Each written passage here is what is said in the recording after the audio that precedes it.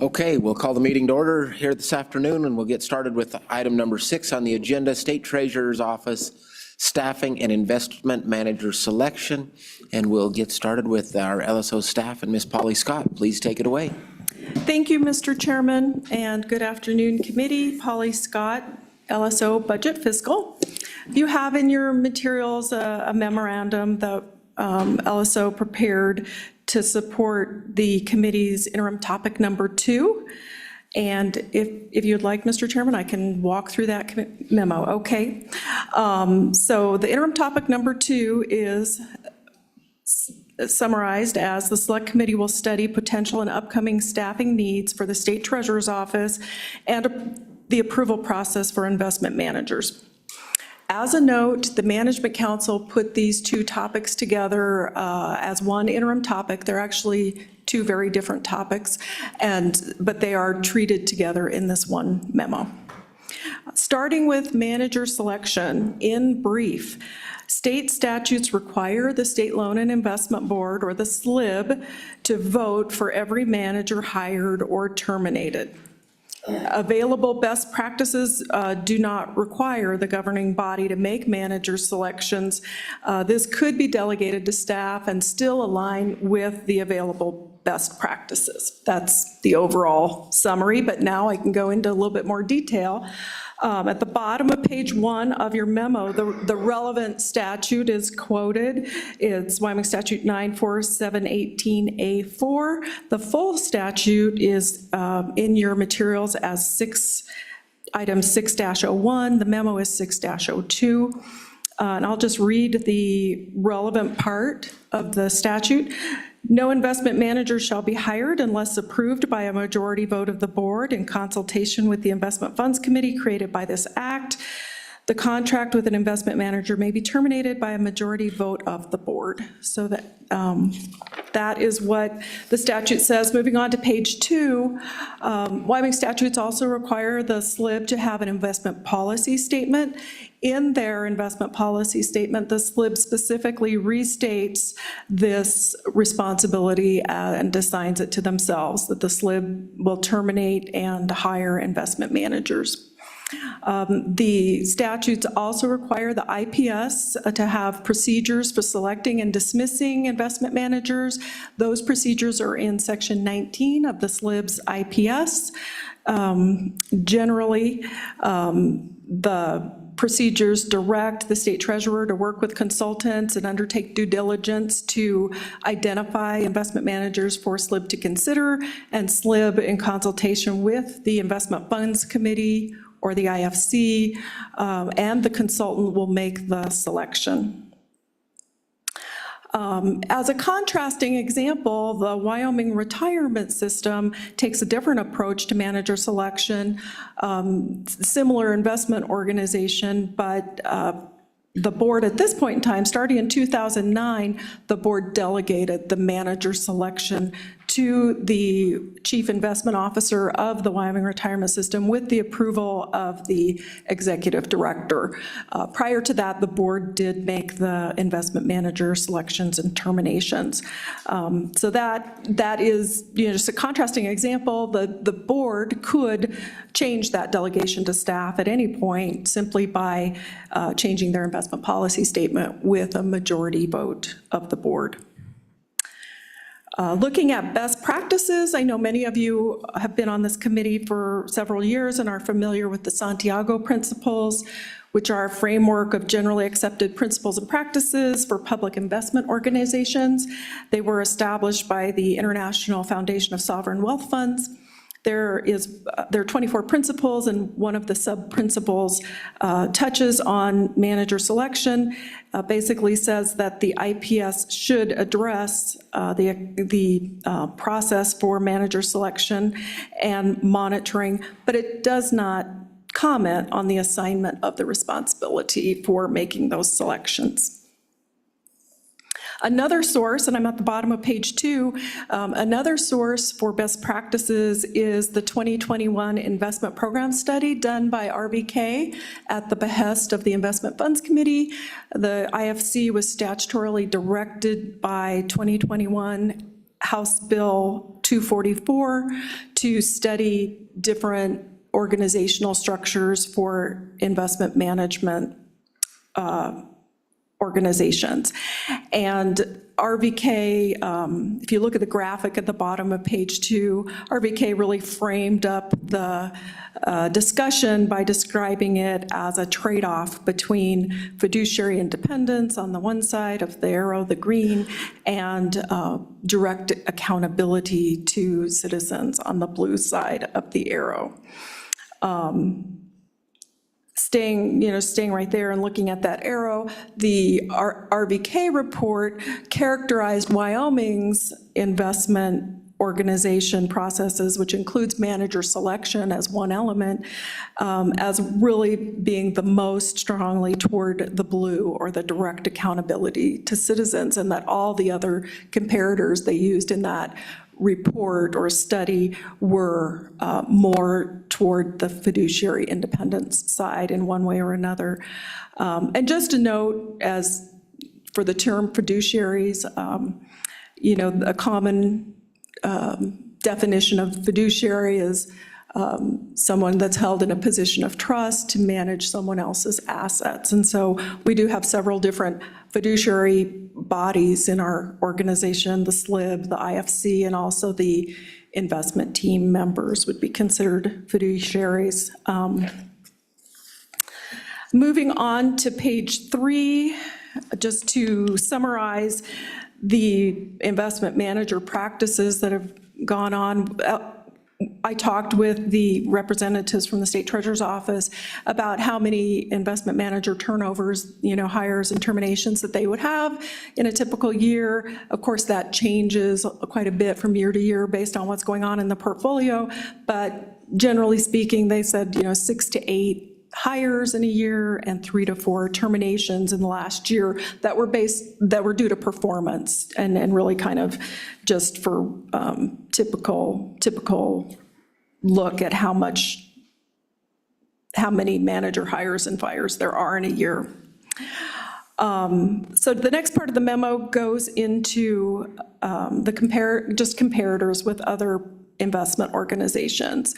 The selected comparators that we have all have differing organizational, legal, governing body structures, and it really just demonstrates a range of approaches for you as policymakers to consider.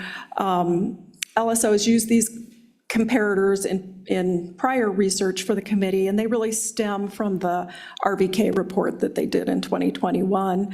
We built on that, and we just modified their comparator list to add South Dakota, which is a fund that we've looked at a lot as we were doing different things like establishing the IFC and establishing performance compensation.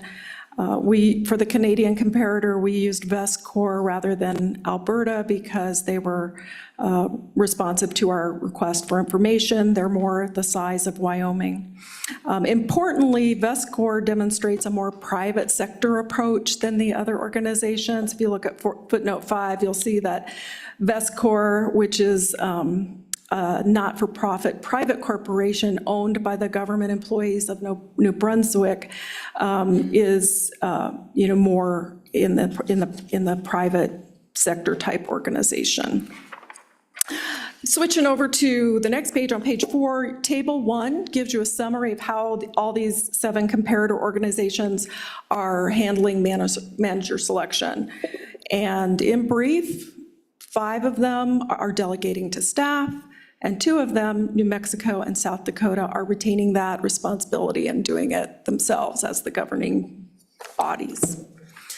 A little bit more about the 2 boards that are making those investment manager decisions. The South Dakota Investment Council, the officials that we spoke with there, just indicated that it's a preferred internal practice for them to have the board make those approvals, and that the statute does not require the board to do it, but that is the preferred approach for them.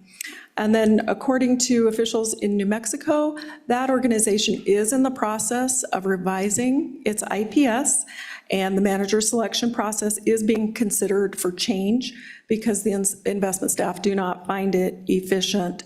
Also, in speaking to those officials, the New Mexico State Investment Council has not delegated manager selection to staff out of concern relating to past problems that they had dating back into the early 2000s. The legislature did restructure that State Investment Council in 2010 to address those problems. The RVK report spoke to that a bit and indicated that, the restructuring removed some critical investment decisions from one or two individuals and placed them in the council as a whole. And so it's an improved structure, but there were some prior problems. Then the rest of this section really provides links to the comparator organizations, if you'd like to go in and refresh and look at any details about those organizations. But in sum, just to wrap it up, statutes currently require the SLIB to vote on manager selection. It's not necessary for that to be handled that way to align with best practices. Either approach could be acceptable. And Mr. Chairman, I can pause right there if anybody would like to ask any questions. Questions for Polly, or rather on the investment manager selection piece of this? Are there any questions for Ms. Scott on the investment manager selection piece? All right, you did such an outstanding job. Very thorough. Moving on to the staffing comparison portion of your memo. Thank you, Mr. Chairman. So switching topics to staffing, the legislature has gradually increased the staff of the State Treasurer's Office. Many of you have been involved in those discussions over the years. Going back to 2018, the State Treasurer's Office had 35 FTE. And as of the 2024 budget bill, 47 FTE. Most recently in that 2024 budget bill, the legislature authorized 1 FTE for an unclaimed property specialist and 1 FTE for an investment analyst. And those positions will both be effective as of July 1, 2024, but I am including those in the total of 47. So for this research, LSO asked the State Treasurer's Office to give us an estimate of the FTE that are doing investment-related work. And because some of their staff are involved in multiple functions, they needed to estimate that. And they came up with an estimate that there are, out of the 47 FTE that they have, 30 FTE are conducting investment-related work. In the cases where people were involved in split functions, they just split them 50-50 between investments and other functions. So if you move on to page 6, you've got table 2, which just pulls together the total FTE, the investment-related FTE, billions under management, billions per front office staff, and the front office staff are those investment staff doing in making the investment decisions, and then the percent of assets internally managed, percent of assets passively managed, all in that table. And they're organized according to the second column of investment-related FTE from least to the most. And Wyoming State Treasurer's Office is third, has the third least investment staff for all of these comparators.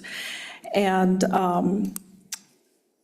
if you look at the first, well, let me just walk through it so that everybody looks at this information.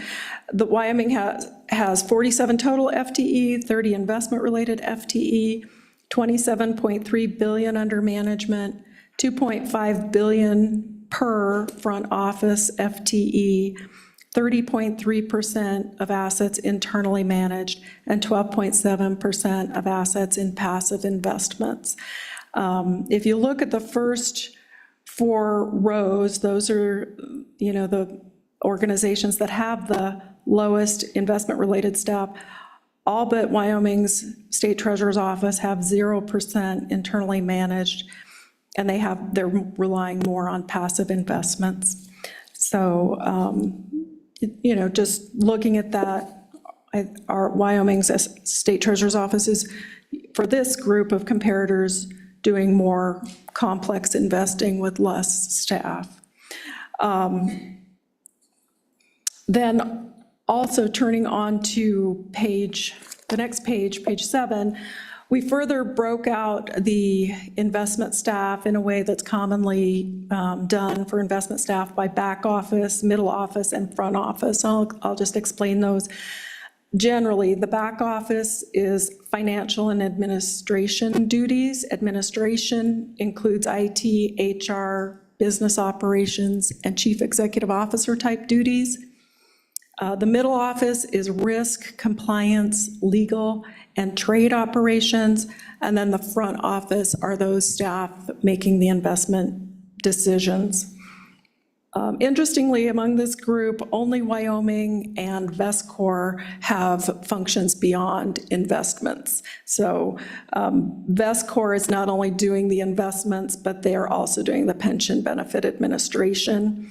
And then for Wyoming State Treasurer's Office, they're beyond investments. They have other functions, as you all know, such as the unclaimed property and financial accounting duties that are related to other things than investments. So for those two organizations, they had to estimate this information, but for the other organizations, it's just accurate information because everyone is dedicated to investments.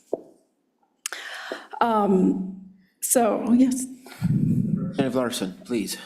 Thank you, Polly. So you noted that in the first 4 lines, so Idaho, Utah, New Mexico don't have any internally managed, except for Wyoming, but if you go on down, then you see that changes and falls more in line with Wyoming having less internally managed and in some cases more FTEs, right? So that this chart is kind of a broad picture going from 0 internally managed to Wyoming and then to indeed more. And then I think you stopped a little short showing those that didn't have any internally managed because that would, I don't know if that was intended to have a suggestion or what there, because I think you have to take into consideration, I think this is really an interesting chart, but am I seeing that right? That there's some states that don't do it internally, but of those states that do, Wyoming kind of falls within those parameters? Mr. Chairman and Representative Larson, yes, I probably did stop a little short on that chart. You're correct that as you go down, the chart is organized according to the second column, which is investment-related FTE from least to the most. But as you do go down into the 4 comparators that have more investment staff than Wyoming, yeah, they are doing more internal investment management than compared to Wyoming's 30.3%. All of those do have more than Wyoming's 30 investment-related FTE with 35, 67, 70, and 290. And then also, if you look at the column billions per front office FTE, that's another way that you can compare, just to get a sense of the complexity of the investment organization and then the workload of the front office staff. So Wyoming's got 2.5 billion per front office FTE. That's one of the higher ones. New Mexico has 3.8 billion. Alaska 2.4 billion, et cetera. So yes, I probably should have pointed out that there are other comparators that are doing more internal investing. Honestly, just knowing what I know about these comparators, I would say that probably VestCorp and the Wisconsin SWIB have the most complex investment organizations. Further questions? Okay, go ahead, Polly, please proceed. Yeah, okay, just almost done here. So this table 3 on page 7 just lays out a further breakout of the investment staff according to the back, middle, front office, and then gives the ratio of the back to the front. Wyoming's state treasurer's office, with 10 back office, 9 middle office, and 11 front office starting July 1, when that final investment analyst is authorized and hired. Their ratio of the back to the front is 0.9. The reason why we provided this is because some of you will recall back in 2021, there was another consultant report done on the State Treasurer's Office accounting function, and that report suggested a back office to front office ratio of 2.5. So 2.5 back office to every 1 front office. And you'll see for the group that we have here, we weren't reaching that level at all. The highest one is 1.2 for Wisconsin. So LSO reached out to the authors of that particular research study, and those authors were not at all surprised that the back to front ratio for our group was lower, because the group that they based their research on was very much more global investment organizations. Our group is all US with 1 Canadian. And US investment organizations are typically doing less internal investing than global organizations, and so it drives the staffing down. So that, is just some background on that for those of you that remember that study. Kind of the upshot here that I take away from Table 3 is that STO's 0.9 back to front ratio is not an outlier in this group. That's pretty typical. A note on VestCorp, and again, VestCorp and Wyoming are the only ones that are doing functions beyond investing, and they had to estimate this information. VestCorp just gave us this information with a caveat that the investment-related back office FTE is not a precise number, because they just don't look at their organization that way. They estimated it for us, but they said really there's 120 FTE in their back office for their whole organization, which is 170 FTE. If you use that, the ratio would be 3. So their back to front ratio is somewhere between 0.5 and 3. And so I just wanted to share that with you. Really, this is information for the committee to just use as you go forward and consider any changes that you might want to make for staffing with the State Treasurer's Office. And with that, Mr. Chairman, I could try to answer any questions. Questions from the committee? Great presentation, good information. Questions on either of the 2 subjects? Okay, seeing none, I'm sure some more will come up as the conversation proceeds. So with that, Dawn, or Deputy Williams, excuse me, are you handling it for the Treasurer's Office? Mr. Chairman, I and my team. Okay.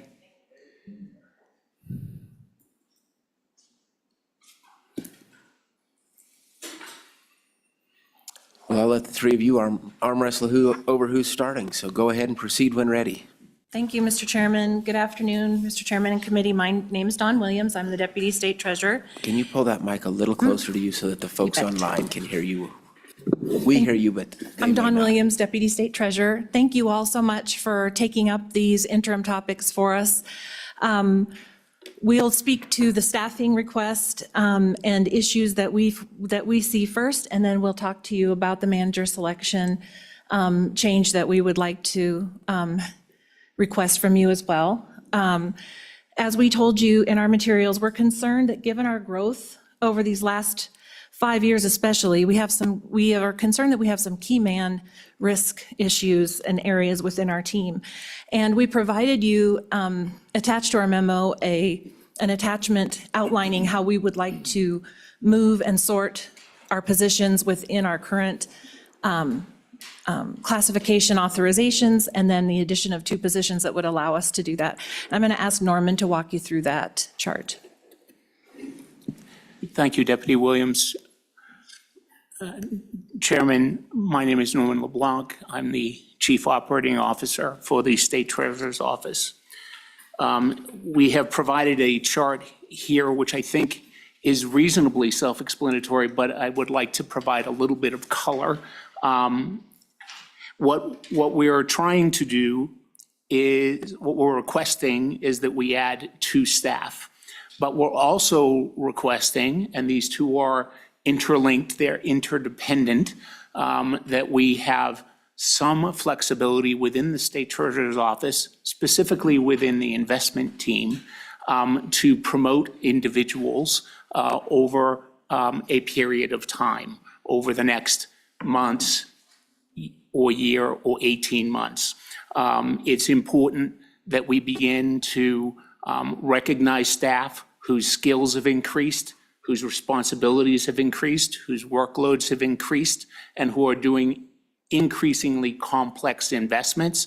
And we want to be sure that we can reward them for their work, as well as retain them once they've been appropriately trained and become that much more valuable.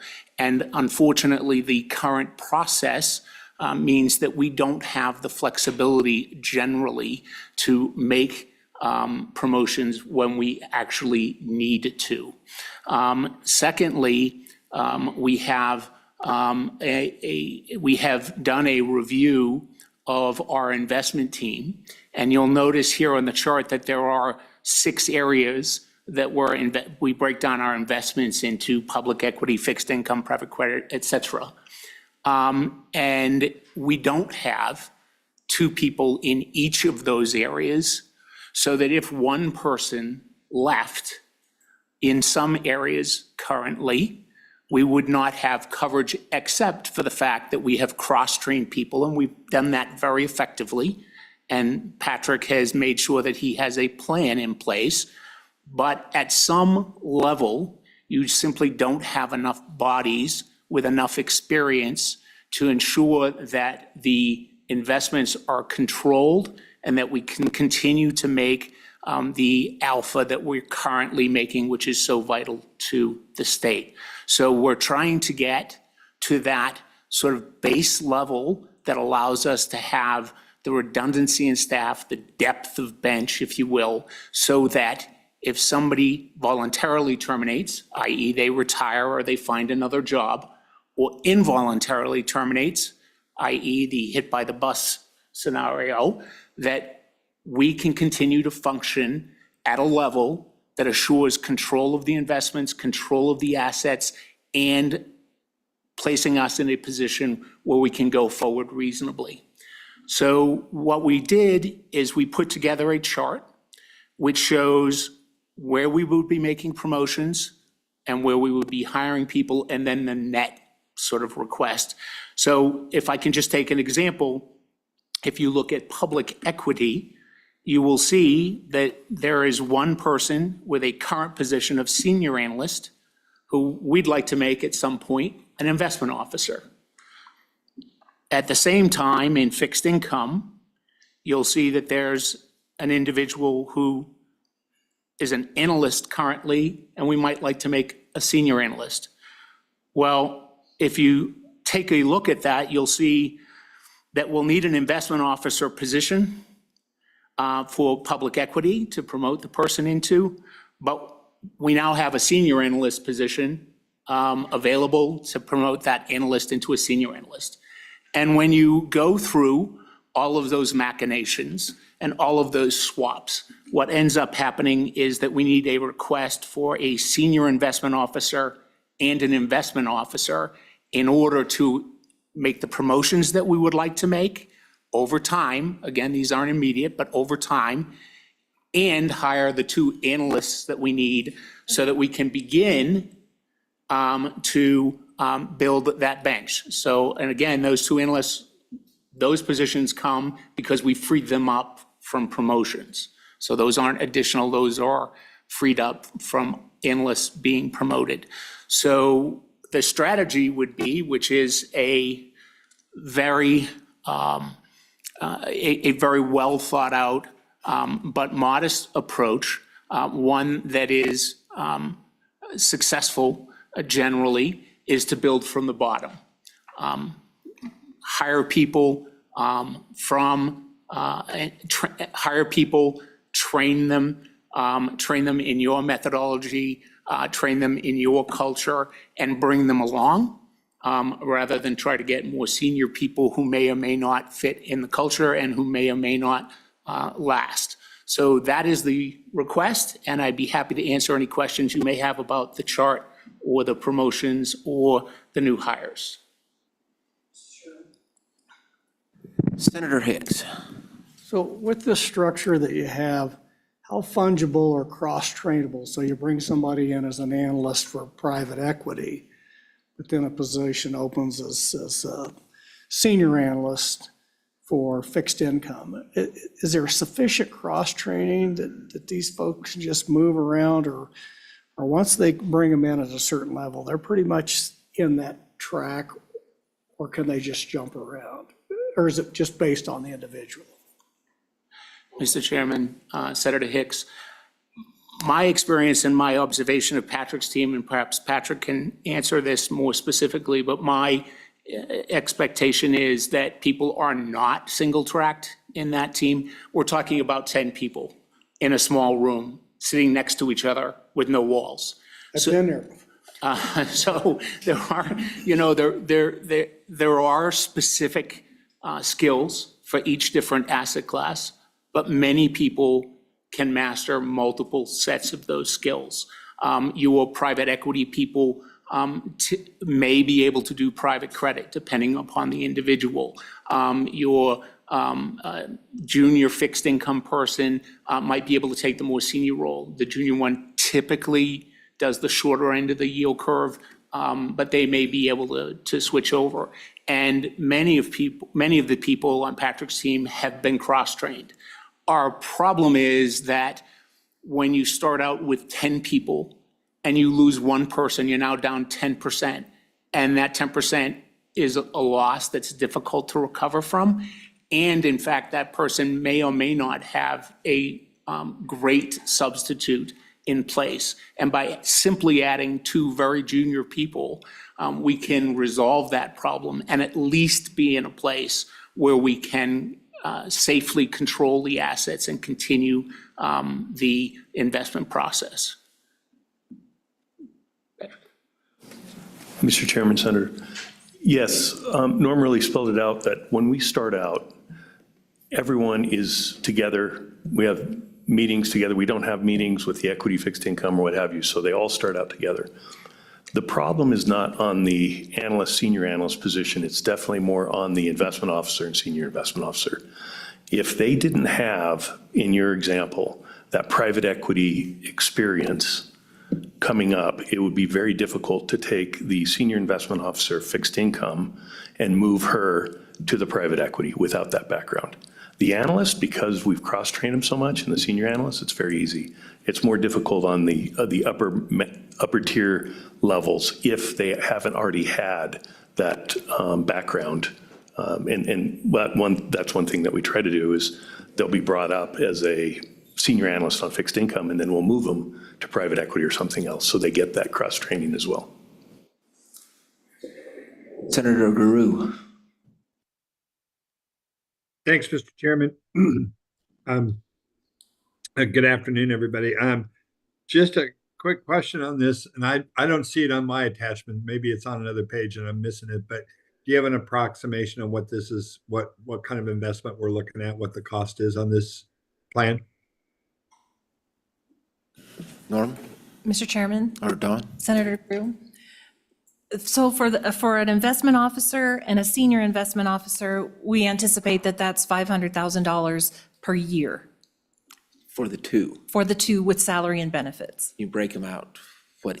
300,000, this is just rough back of the envelope, but 300,000 for the senior investment officer and 200,000 for the investment officer, salary and benefits. And if I can follow up, Mr. Chairman? Follow up, go ahead. Thank you. And I want to make sure I heard it right. There's no net new employee here. It's just, this is just taken internally, moving these folks, but the general cost $500K for the 2 per year, correct? Go ahead and answer. Thank you, Dawn? Mr. Chairman. Senator, actually, we would be requesting those 2 new positions in our budget. We're just wanting to bring that to your attention prior to the budget process, just so that we can get your feedback and also make sure that it's not a surprise. You know, we want to be working in tandem with you. But, so there would be net 2 additional positions, Senator. Thank you very much. And Deputy Williams, those positions would be paid for with investment income, correct, just as the others are? Yes, Mr. Chairman. Representative Larson? So with a little help from Polly and doing on the napkin math, you point out, Dawn, that this year we're exceeding at about 29 billion last month. In 2016, we were 19.6, so that's about a 33% increase in the amount that you all have stewardship over. And I'm thinking in 2016 was about the time we authorized internal investment, so I'm going to guess that at that time, our internal investment was close to or near zero. And maybe you can clarify that, but so as we have this conversation, we've added a few positions, but as we look at this growth over that 10 years, what I think I'm hearing you say, with that increase comes the need for additional support to manage that appropriately. Am I getting that right? And with that amount? Patrick? Yes, Mr. Chairman. Representative Larson, years ago, we actually had a fairly robust internal management because we were 60, 70% bonds. And so all they would do is they would just buy bonds and mature them. And so the need for the additional staff is really as we've moved out into all these other markets. And so, you know, any one of us could just go out and buy a bond and mature it. That's not difficult. But when you get into the private markets and some of the other things, that this is the part that I was talking about before in that alpha. Representative Harshman was talking about what we did, but it's the team, those 9 individuals, they're the ones who are producing the alpha. I'm just managing them, but those are the people who you need to bring in, the experts in private credit, private equity, alternatives, infrastructure. Follow up, Mr. Chairman. Follow up? So just trying to understand the profession better than what I do, it just would seem to me that as that increases, the demand for support staff to manage that increases, correct? So you're requesting these additional positions to manage the increase of funds that we see. A 33% increase is pretty significant.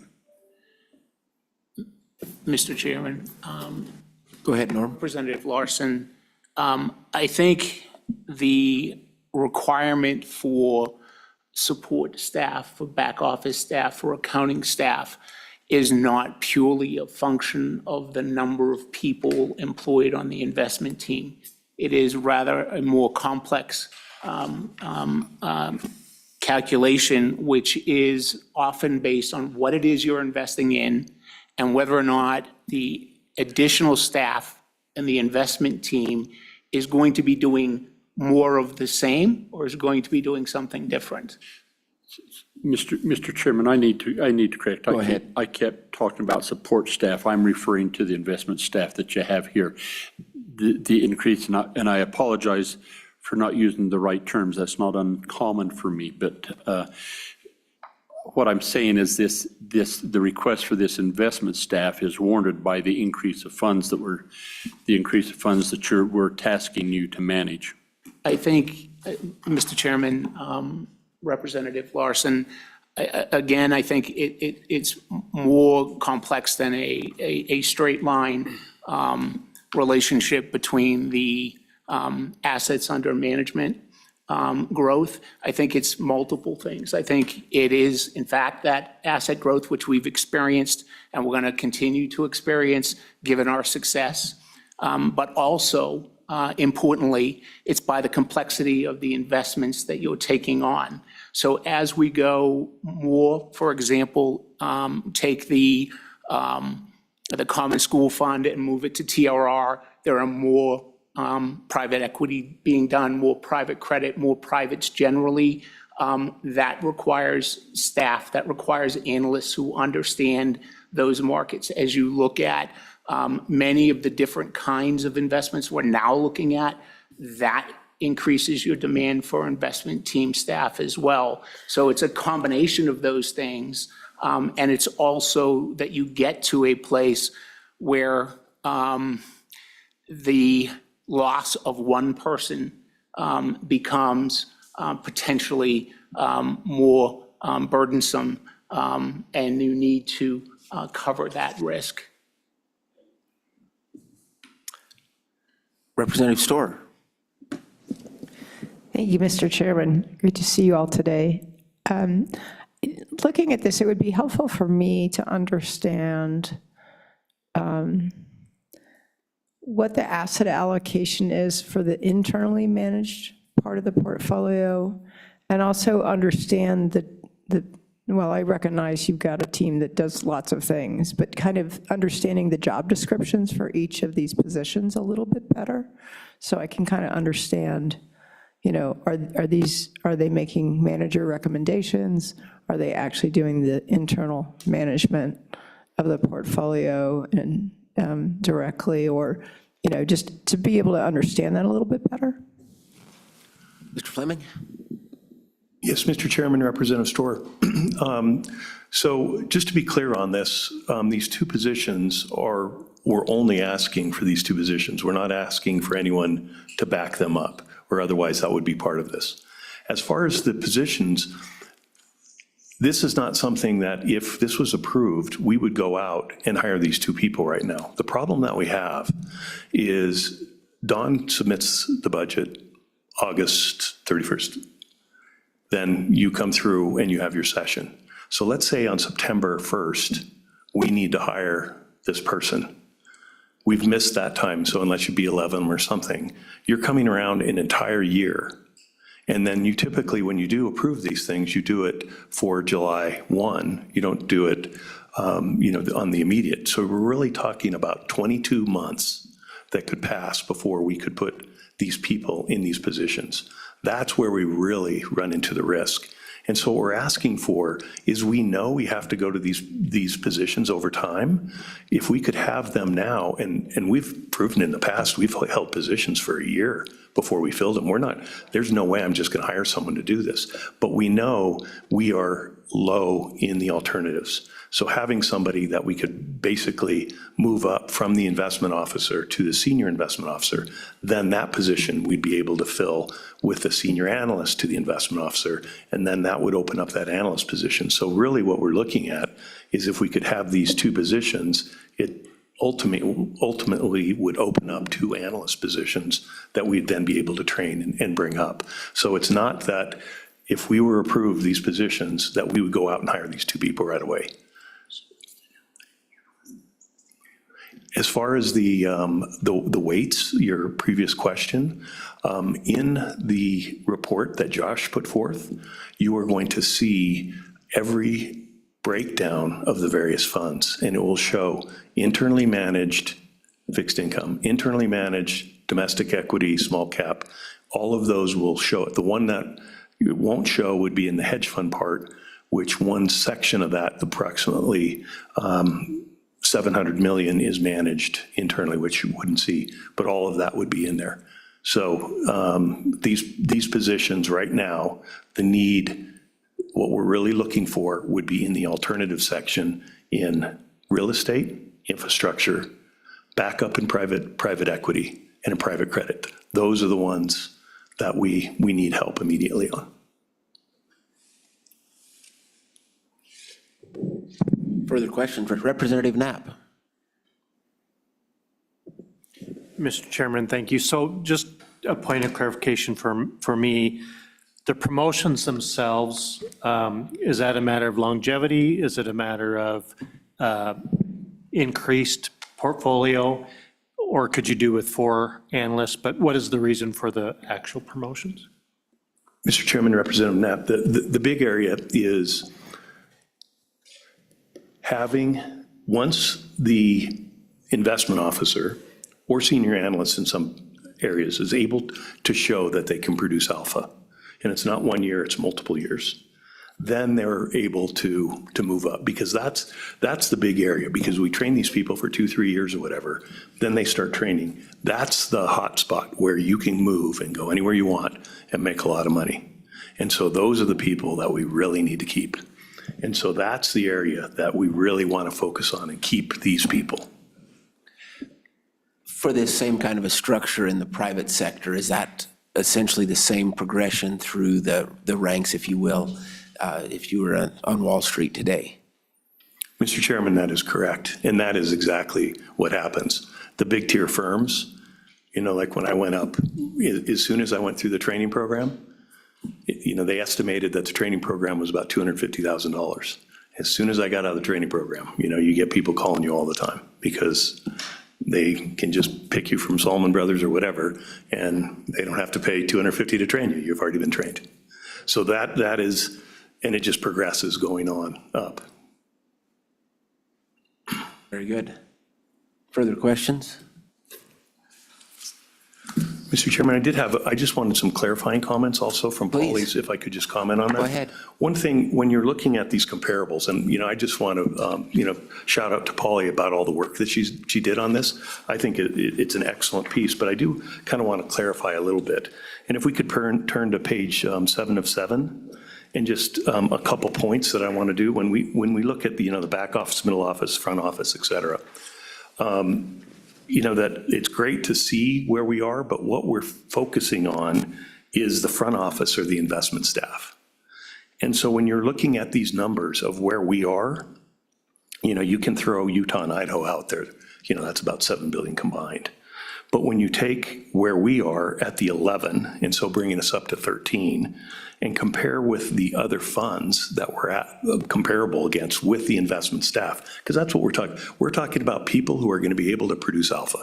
And Katie, she's wonderful, she's very smart, she's great what she does, but her expertise is in accounting, not in investments. So these are the people that we need. So, it's great to see that relationship, but what I really want to focus on is the 11 people, and we're only 10 right now. We're still going to be hiring this one. We just got that position approved. And you look at us compared to these other institutions, we're extremely low. I mean, this is on the list. Sam, what is your full-time equivalent? How many do you have investment staff? 7? So, Sam's at 7 and 10 billion? 11. Yeah, 11. So, just in looking at this, and I'm not saying, they have more staff or whatever, I'm just saying in general, we are lower than other people than what you're looking at. The other part that I wanted to bring out was the need for the alternatives. When I went through those numbers, that is the bulk of our alpha, where you're really getting. You can get a manager here or there, but the alternative area is the place to get the expertise. And so training these people and bringing them up, that is the difference maker. And as we said, if you look at the return on investment, I think it's just really important to highlight that. I also had a comment on the manager selection. Can I comment on that, or would you rather finish this part first? So, Go ahead, the floor is yours. well, just the one thing that I want you to understand is how this manager selection works and why it's so important. So our process, we go to RVK, and it can take, if they don't know the manager, and we say, hey, we really like this manager, it can take 2 to 3 months for RVK to analyze, do the back office due diligence, all the things that they do.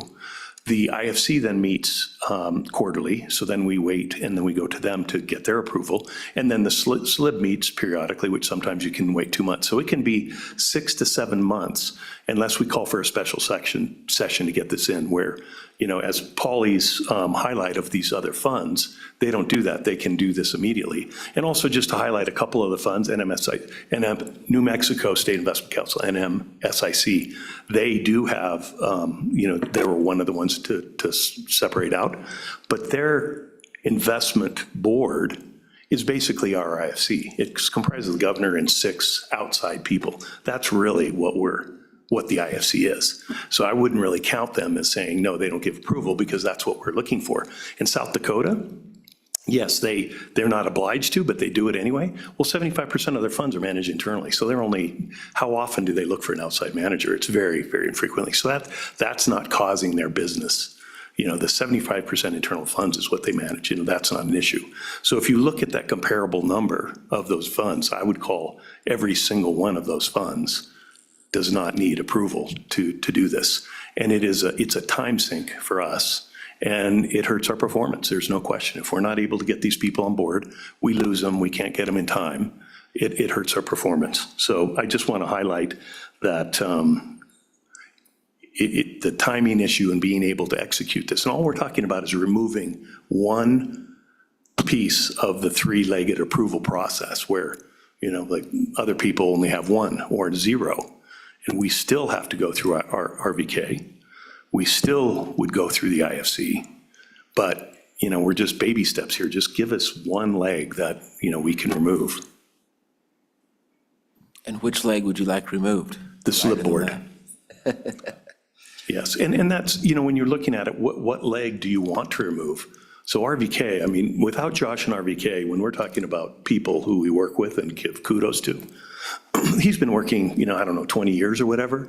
Without RVK, we would struggle. I mean, they are just great at what they do. They are such a teammate. We work hand in hand with them. Josh and I, we text at weekends, nights, it doesn't matter. Then you're talking about the IFC. Well, that is the ultimate investment fund. I mean, we're talking about people who have done this for their entire career, in a massive way. And then we talk about the slip board. You're talking about the treasurer and the governor who have investment knowledge, and three self-proclaimed people who it's not their expertise. And, why are we having, three different people who don't have the expertise, weigh in on the decision? And it's great to do it, but it is a time sink, and it is not an effective way to manage money, as you can see from all of these other funds. And the slip board would still set the asset allocation so that there would, and whatnot in that regard, so there would still be elected officials taking some control of this. This would just be an efficiency process in terms of the manager selection in your mind. Mr. Chairman, yeah, that is correct. And also these, preliminary conversations with the governor and Betsy can, instead of, speaking for the governor, but he was saying, we could get quarterly reviews to say, okay, who did you hire? Why did you hire him? IFC, why did you approve it? What were the pros? What were the cons?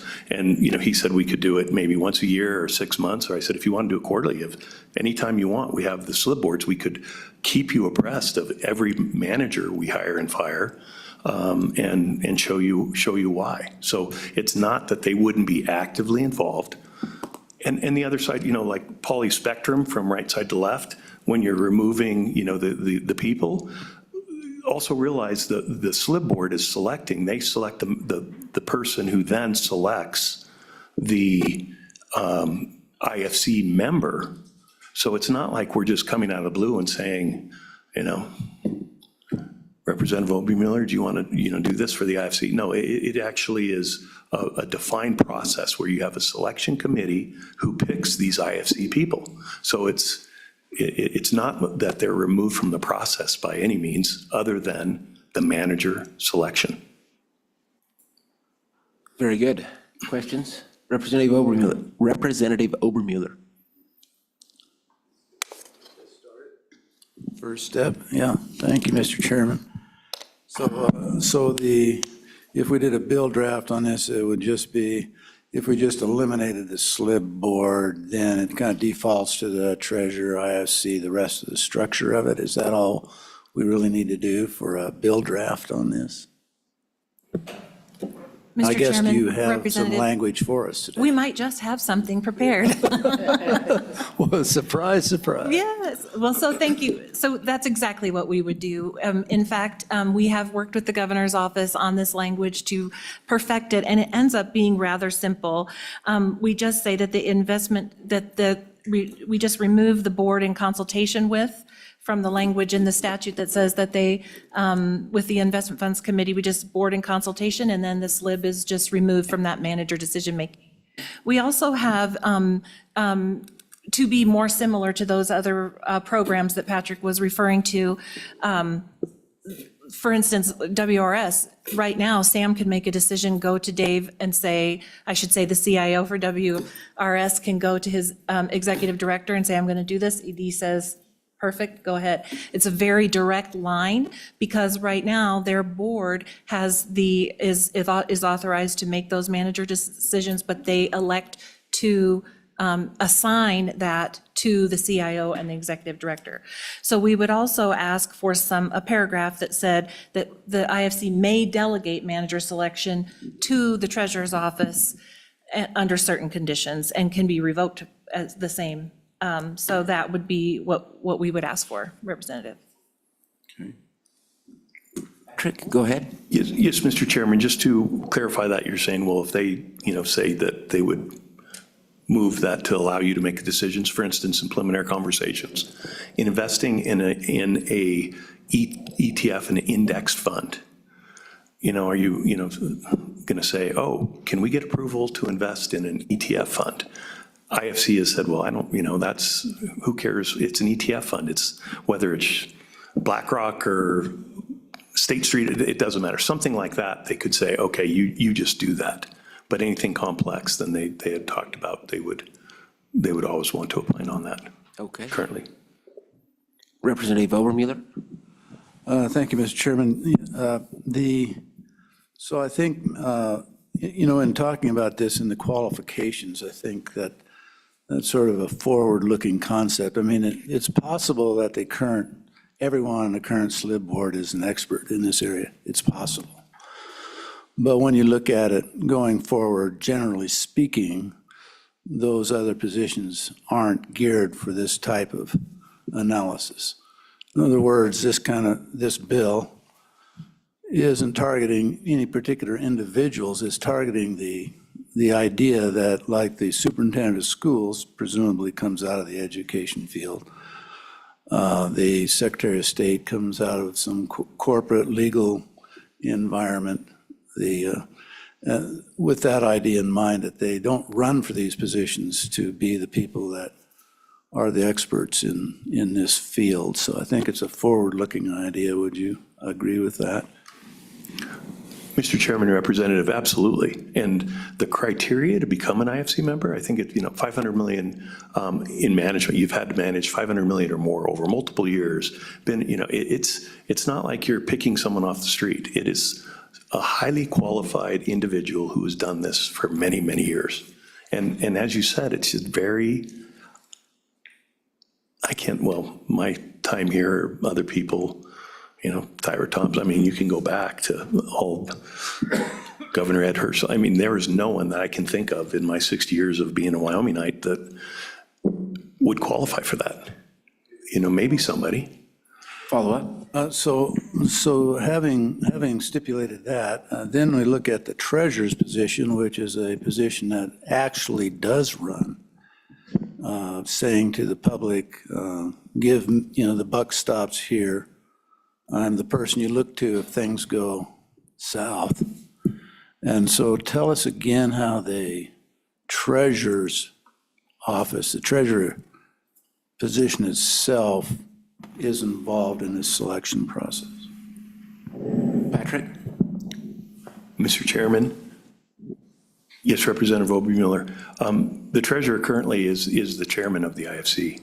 So the treasurer is actively involved in all of these decisions and is extremely, he runs the board meetings, he does everything. So the treasurer is 100% involved in the IFC. Senator Hicks? Yeah, Mr. Chairman, I just think this makes a lot of sense, having sat on this committee for a long time.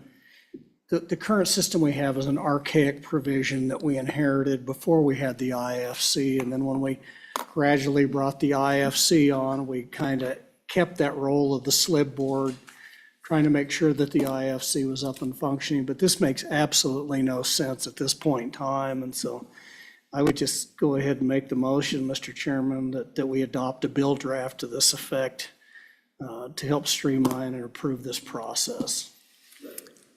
Yeah, we'll just do it through consensus since it's a draft at this point. If I don't see anyone sharing major concerns.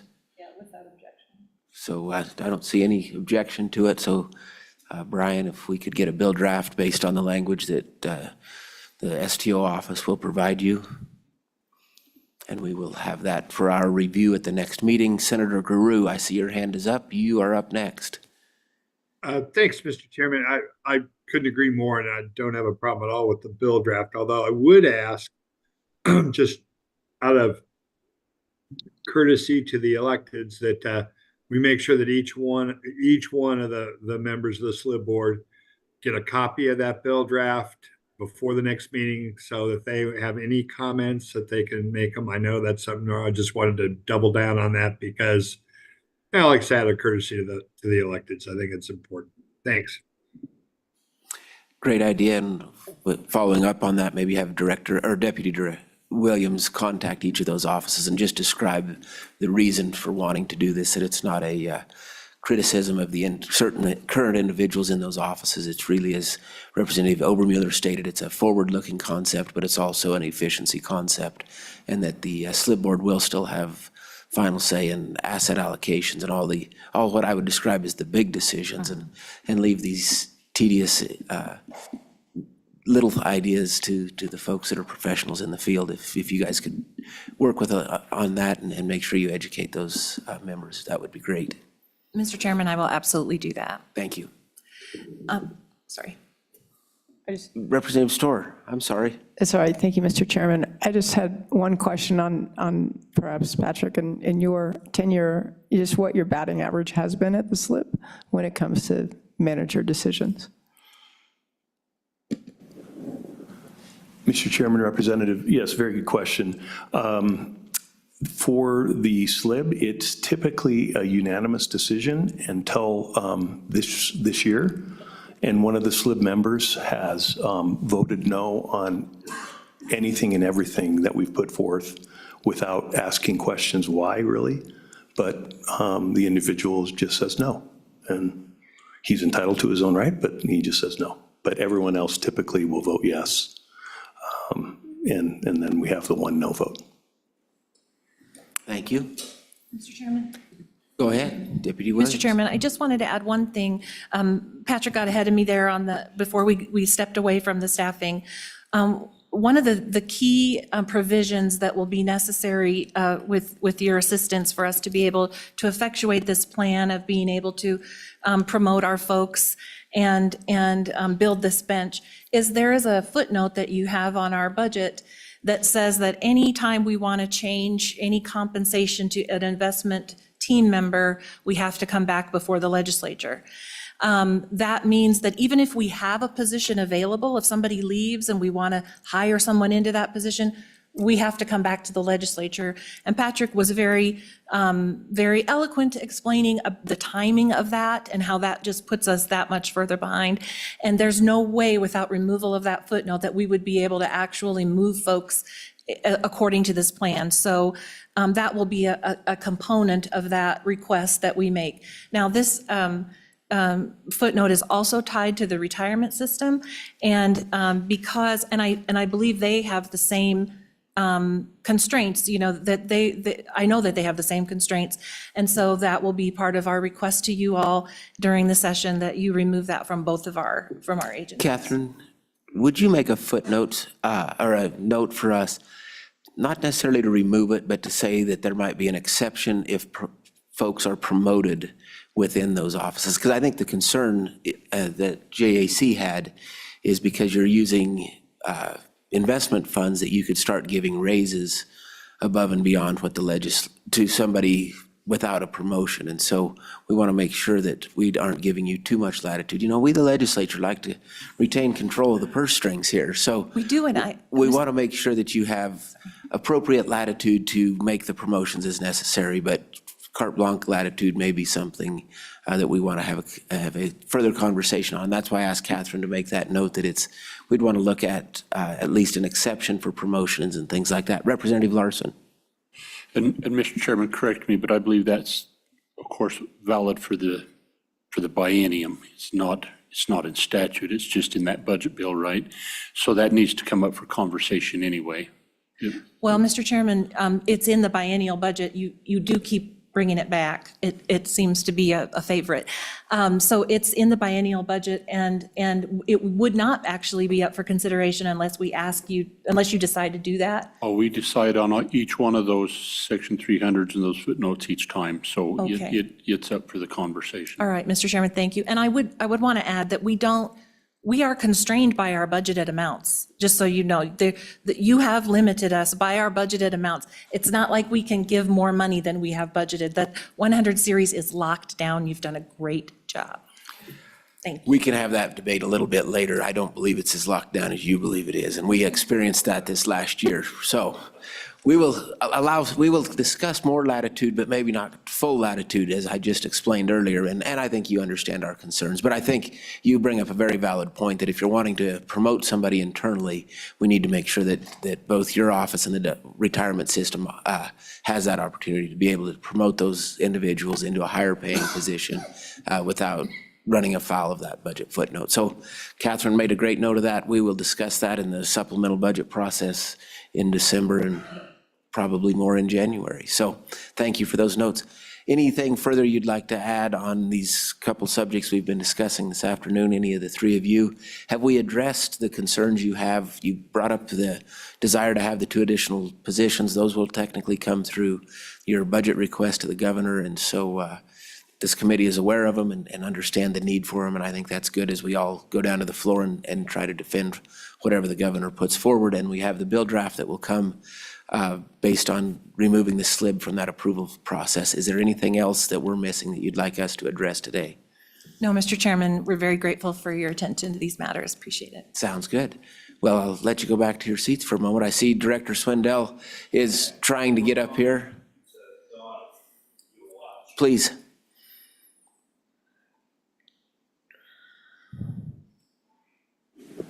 Yeah, Mr. Chairman, David Swindell, Executive Director of the Wyoming Retirement System. Don made some references to the footnote that also exists in Agency 72 in the budget bill.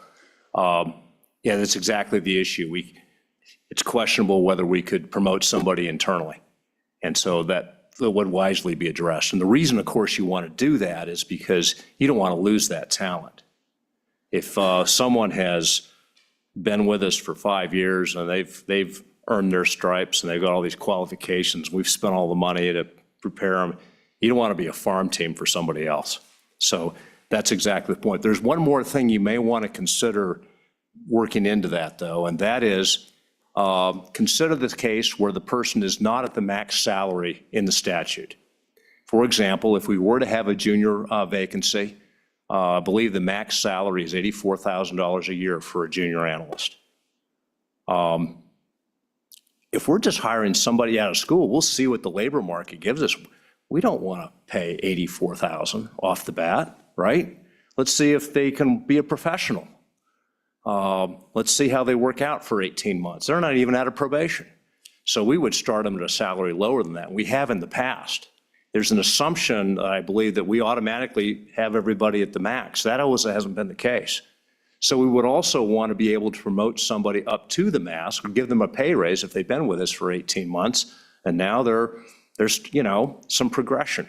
So that's something also, it wouldn't be a promotion, it just would be a higher salary, but still limited by the ultimate maximum in the statute. So that's something else you may want to consider. Catherine, will you make note of that as we review that footnote during the supplemental budget discussions in December? That'll be great. Thank you.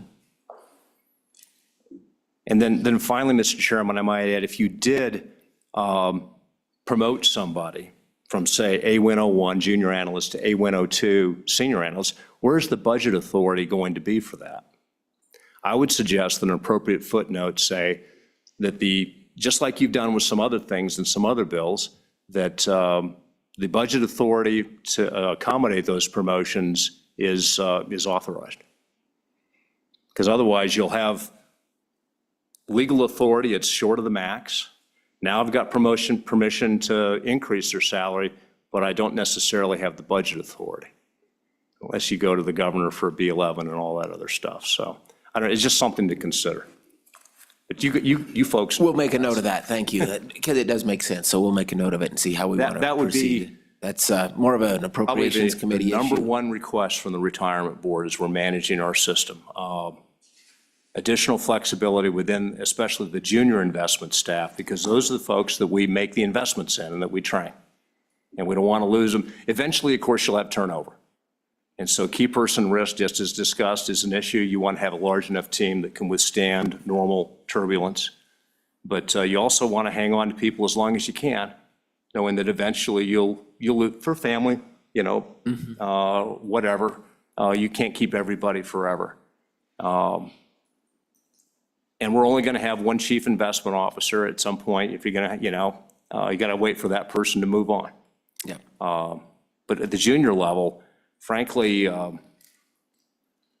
really, we ought to think about the junior level of being able to have maybe all senior analysts at some point, if that's what we've been able to keep. You want to have room for folks to grow if you've made those investments.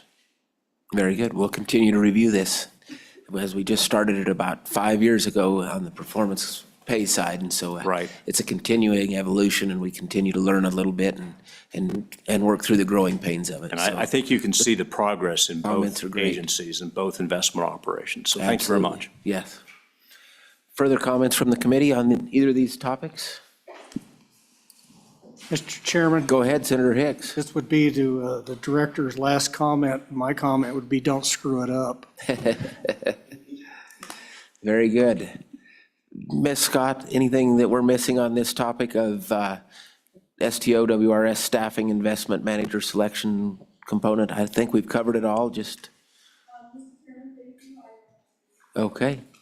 With that, we are a couple minutes ahead of schedule, so I think we'll take a 10-minute break and come back at 3 o'clock for our final committee item review of Wyoming investment structure and outcomes. So about 5 minutes to 3, we hope to be back. Senator Grew will try and be on time, but you know us.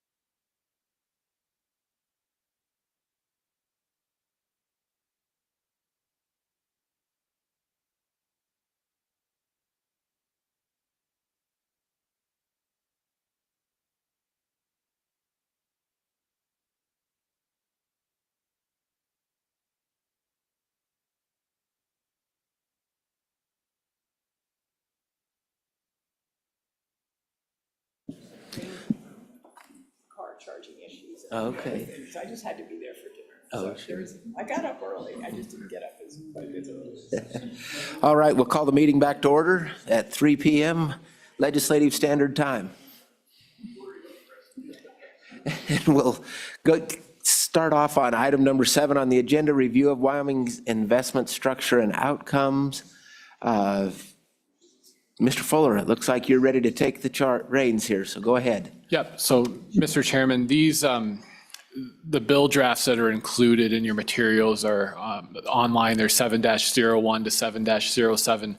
I will take them slightly out of order as I describe them.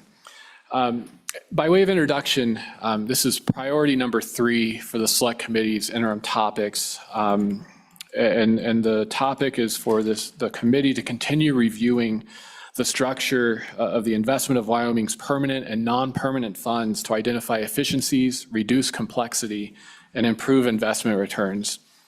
This committee's recent efforts really began in the 2021 session with the enactment of 2021 Senate File 121, which called for this committee to conduct a comprehensive study of the inviolate nature and the appropriate allocation of Wyoming's permanent and non-permanent funds in light of constitutional and statutory provisions, along with the applicable fiduciary duties. This committee began that study in the 2021 interim. And after its work in that interim, the Select Committee sponsored 2 constitutional resolutions. One, 2022 House Joint Resolution 5, which concerned the PMTF, and then 2022 House Joint Resolution 6, which concerned the Common School account. These 2 proposed amendments would have modernized language for both the PMTF and the Common School account to have all earnings, rather than just income, as currently referenced in the Constitution, be transferred to a separate earnings fund for investment or expenditure by the legislature. Also notable about these 2 amendments is that it contemplated that the legislature would be able to define earnings to include both realized gains and unrealized gains, and could address their disposition appropriately via statutory enactment. Put another way, these 2 amendments would have been what I would, characterize as foundational steps in moving the state's investments toward something more resembling a total return model, and increasing the state's investment earnings and maximizing investment returns. Neither resolution was enacted by the legislature. Then during the 2022 interim, this committee continued its work building off of that study required by 2021 Senate File 121. And the Select Committee, I think I would characterize it as working on 2 tracks. So first, the Select Committee sponsored 2023 Senate Joint Resolution 1. And this resolution was a request to Congress to amend Wyoming's Act of Admission to authorize the expenditure of earnings and not just income from the Common School account to better reflect the reality of how that account is invested, and to allow the earnings to be better and more efficiently applied for Wyoming schools. This resolution was not enacted by the legislature. Second, the Select Committee sponsored 2023 House Bill 89. And this bill was State Investment Returns Adequate Reserve Funding. And what House Bill 89 did, this committee may be familiar, it adjusted the tip amount for the reserve accounts associated with 4 permanent funds: the Permanent Trust Fund, Common School account, Hathaway, and the Excellent Education Endowment account. And so these reserve accounts, their tip amount was adjusted to allow each of those reserve accounts to accumulate up to 7 times the maximum annual expenditure obligation. The effect of this is by allowing that larger amount to remain in the reserve accounts, each reserve account, and really the permanent fund associated with the reserve account is able to be invested more aggressively in long-term investments, and increases the likelihood that there would be increased investment earnings, given that there would be more funds to back up the investment of the permanent funds. The act also specified that except for transfers to the permanent fund and guarantees for the obligations of the associated permanent fund, each of those reserve accounts are statutorily inviolate and constitute a perpetual trust fund. Representative Obermuller, please. Thank you. Brian, on 89, we use the term expenditure obligation. How is that defined for purposes of that calculation? Yeah, Mr. Chairman, Representative Obermuller, really it's the guarantee amount, I think is what I'm. So when you do the calculations of 7 times, what are you multiplying times 7? Mr. Chairman, and I'll look to my budget fiscal colleagues, I believe it's 7 times the annual guarantee amount, the spending policy amount. So it's, Mr. Chairman, so it's not 7 times the spread between the expected actual income and the spending policy amount? It's actually the total amount? Mr. Chairman, I believe it's 7 times the spending policy amount. Polly? Mr. Chairman, sorry, I don't have a microphone down there, but I want to specify that the way we've been calculating that is that we are assuming 2% income, and so we are subtracting that. So if in the case of the PMTF reserve account, we're using a 3.75% spending policy amount, because that's the amount that's guaranteed by the reserve account, and backing out an assumed 2%. Then in the other accounts, it's different because it is the full 5% is the guaranteed amount for the common school. Does that answer your question? Follow up? No follow-up, really, Mr. Chairman. I was just looking at the calculations and thinking they didn't exactly work out to be the full amount, so that's why I was asking my questions. And that's why it's a little bit different for each account. Got it, thank you. You bet. Thank you. Further questions? Please proceed, Mr. Yeah, Fuller. and Mr. Chairman, that might seg well into, another reason why it may not, but in addition to enacting House Bill 89, the legislature also appropriated in the supplemental budget bill approximately $639.6 million to those 4 reserve accounts to bring those reserve accounts to approximately 5 times the annual spending obligation. An observation here, Mr. Chairman, this approach is a bit different from the proposed constitutional and structural changes. I think it's reasonable to say, though, that this does move things, toward, I think, what the Select Committee was aiming for with both, and that is, the ability for the state to invest its permanent funds in longer-term, more liquid assets that would likely result in increased investment earnings. So then, Mr. Chairman, jumping to last year's interim, the Select Committee sponsored the following for consideration during the 2024 session. And generally, the work of this committee last year, I would characterize as being focused more on the state's non-permanent funds. So first, the Select Committee sponsored 2024 Senate File 70, Investment Modernization State Non-Permanent Funds 2. And this bill would have removed the express language that made the Cultural Trust Fund and the Wildlife Natural Resource Trust Fund inviolate, to move those 2 funds more towards something resembling a total return investment model. In doing so, both of these trust funds would have had income accounts to accept the earnings from the trust fund, and it would have authorized the treasurer to invest the trust fund in equities and invest the trust fund in a way to preserve the balance of each account in a manner that strives for the highest possible risk-adjusted total net return consistent with an appropriate level of safety and liquidity. Notable here, Mr. Chairman, is that the earnings would have been credited to the trust account.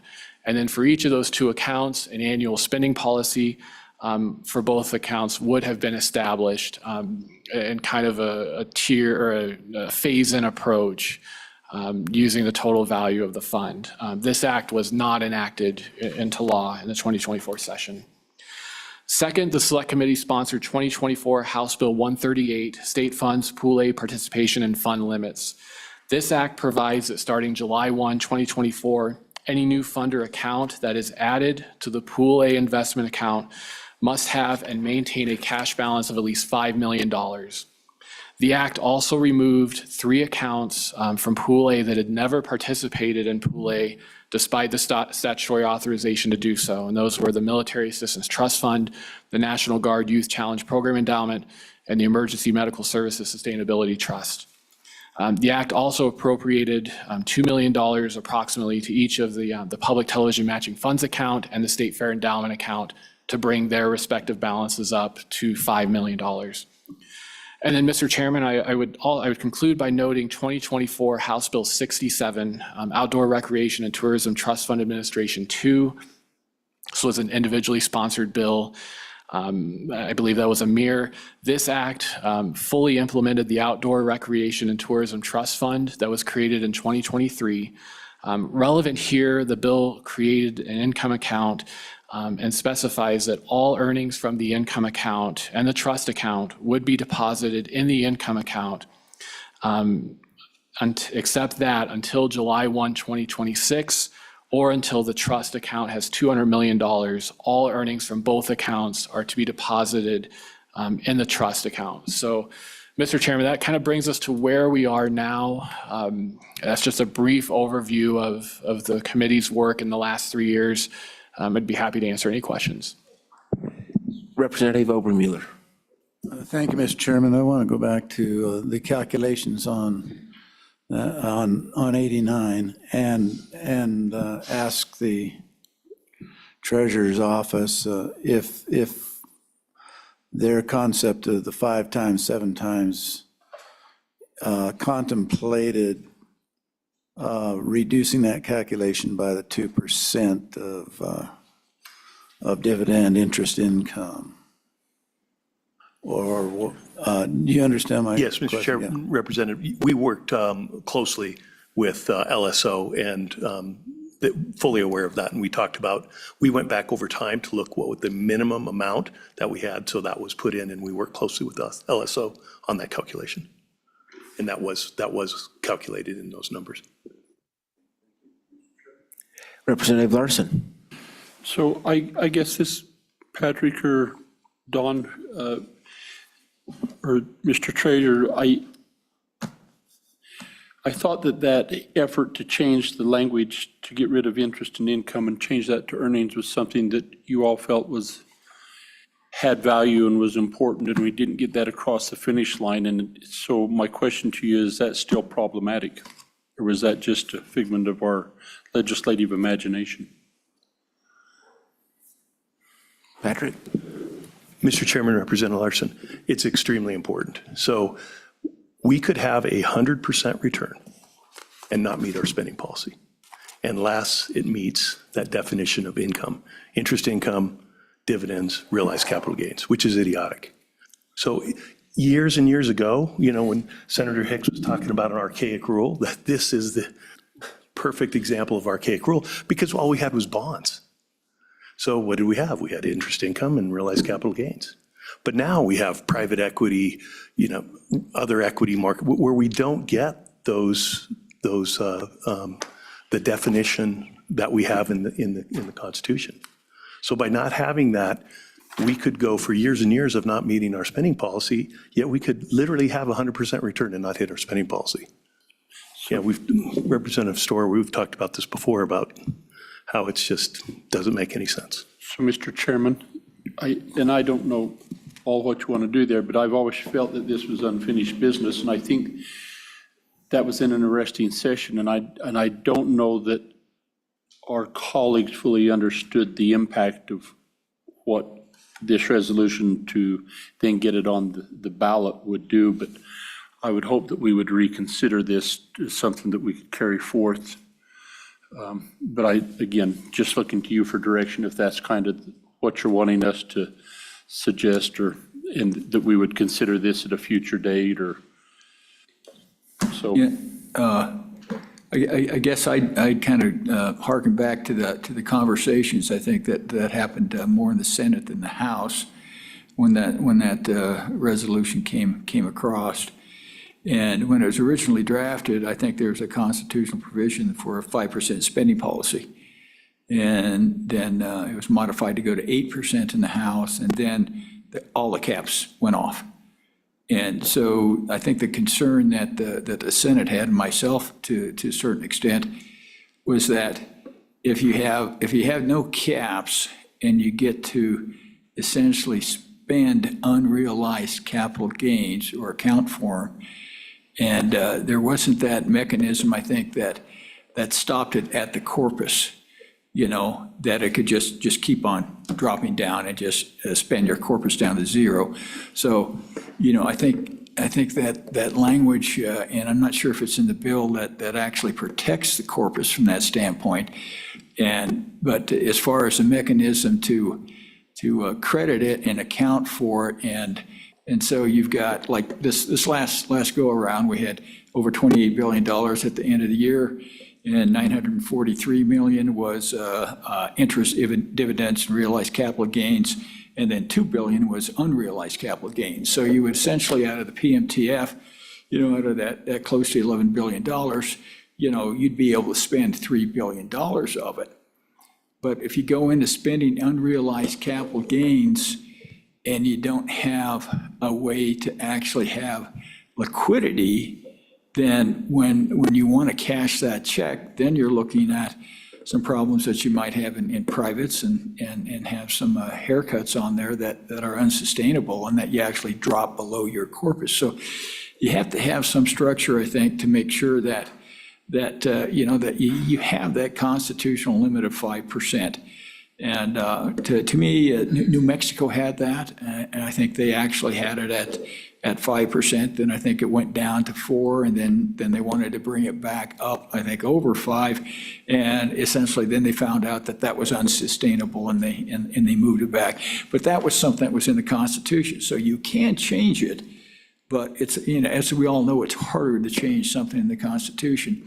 But there is some protection then to make sure that as this is moving forward, that you actually can get that 5% and have it some liquidity in it, and not get yourself in the position that you're going to have a problem of just taking it clear down and thinking that you're going to spend unrealized capital gains. But if you do it at a pace, then that gives the investment office and the treasurer's office a whole year to figure out how are we going to liquidate, and make sure we hit that 5% bogey if we get past the liquidity that we have in there.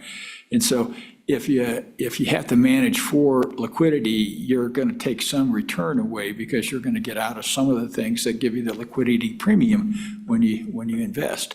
So, I think if you're going to get this thing through and actually get it passed, I think as a constitutional amendment, you got to put some sideboards in there that are, I think, realistically functional. And I'm sure Patrick can do some analysis there and try to figure out what that might be. I think you're still going to be somewhere in that 5% realm. And you start getting over that, then it's like we had one fund this year that we think it's going to have 100% internal returns. And Mr. Treasurer? but you can't spend that. Yeah. So, thank you, because you're clarifying that. So the contest or the argument then was, should the cap be put in the language to be in the Constitution, which has difficulty being adjusted? Whereas, and the other option was that the legislature could determine that in statute, correct? Yeah, and that is the other option. The other option. And so I appreciate the opinion on our ability to get it across the finish line or not, but that's really, you're saying there needs to be a cap, but the discussion then would be, do you include it in that language in the Constitution, which has maybe pluses and minuses, or do we do it like we handle other funds in statute? do you have a problem with that? You know, I think I'd rather have it in the Constitution because you're talking about spending unrealized capital gains which aren't fungible until they're converted to a realized capital gain. And so, to me, that would, I think it'd make it a lot more palatable, I think, for the folks in the Senate, and I think a lot more palatable to the voters. Because what we've seen, you know, if you have a situation that essentially takes away half your property tax, and you come back the next year, but you've passed this also, then immediately you're going to essentially, without any constitutional restriction, you're going to spend the permanent mineral trust fund dry. Senator Hicks? Yeah, yeah. Yeah, and so that was a lot of the reasons, but I guess what I'm back to is we've done a workaround that with the reserve accounts.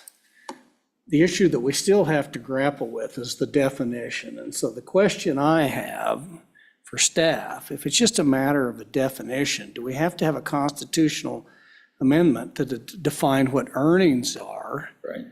Or can we do that statutorily? And even if it is a constitutional issue, that's a much easier constitutional than saying that we are allowed to spend into the corpus through an endowment model. So Brian, does it require a constitutional amendment to redefine what constitutes earnings versus interest? Go ahead. Yeah, Mr. Chairman, Senator Hicks, right now, the terms that's used, and I'll just use a common school account, as an example, it is the interest and income.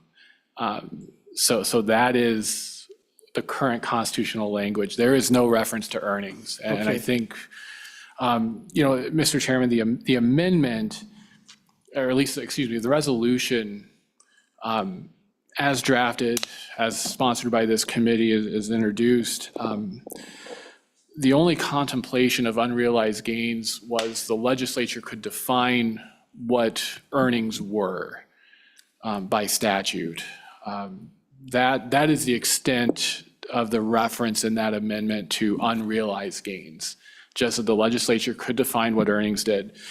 For both this resolution and for the resolution for the PMTF, there was no change in the language that would have made either account not, the corpus of that not inviolate. Follow up, Senator Hicks? Mr. Chairman, so I get back to the issue is how we define it. And so if it uses the terminology interest and income, right? Constitutional component in those funds says interest and income. What we really want to do is get to earnings. Can we define, for the purposes of these accounts, under that constitutional provision, that interest and income means earnings? Can we do that statutorily? Mr. Fuller? Yeah, Mr. Chairman, Senator Hicks, You can. tough question. And I think that's one that, we probably need to look into more. I'll have to go back and look through my notes. I feel as if this came up before, and there may even be guidance from the executive branch about, what income means for these purposes. And I think to some extent, they did not include earnings. Mr. Chairman, I think just the function of the language, income means earnings, yeah. Representative Obermuller. Yeah, go ahead. Thank you, Mr. Chairman. And so in that regard, this is a landscape that has changed over time within the accounting profession. And so if you would go to, the auditors of our state financial statement, they're including unearned income. They're including the increase in value of the funds and calling it income because that landscape has changed in terms of definitions.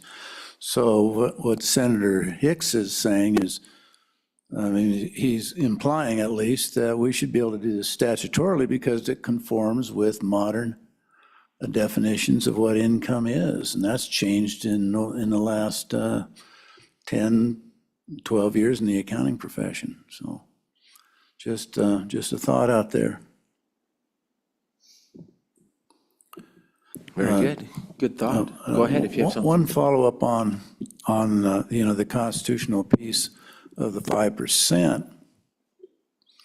The other advantage of putting it there is that it puts a cap on the need to distribute capital gains.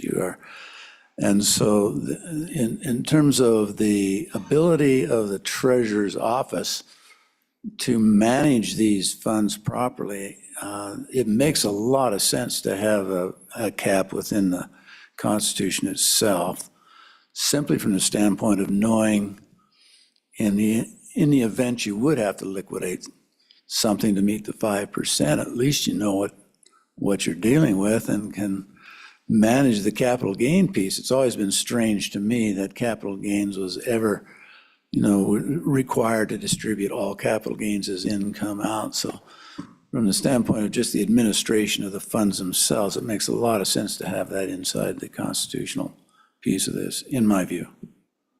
I think the utility, Mr. Chairman, if you'll leave, the utility of it is that if you sell $100 of stock, then you have cash.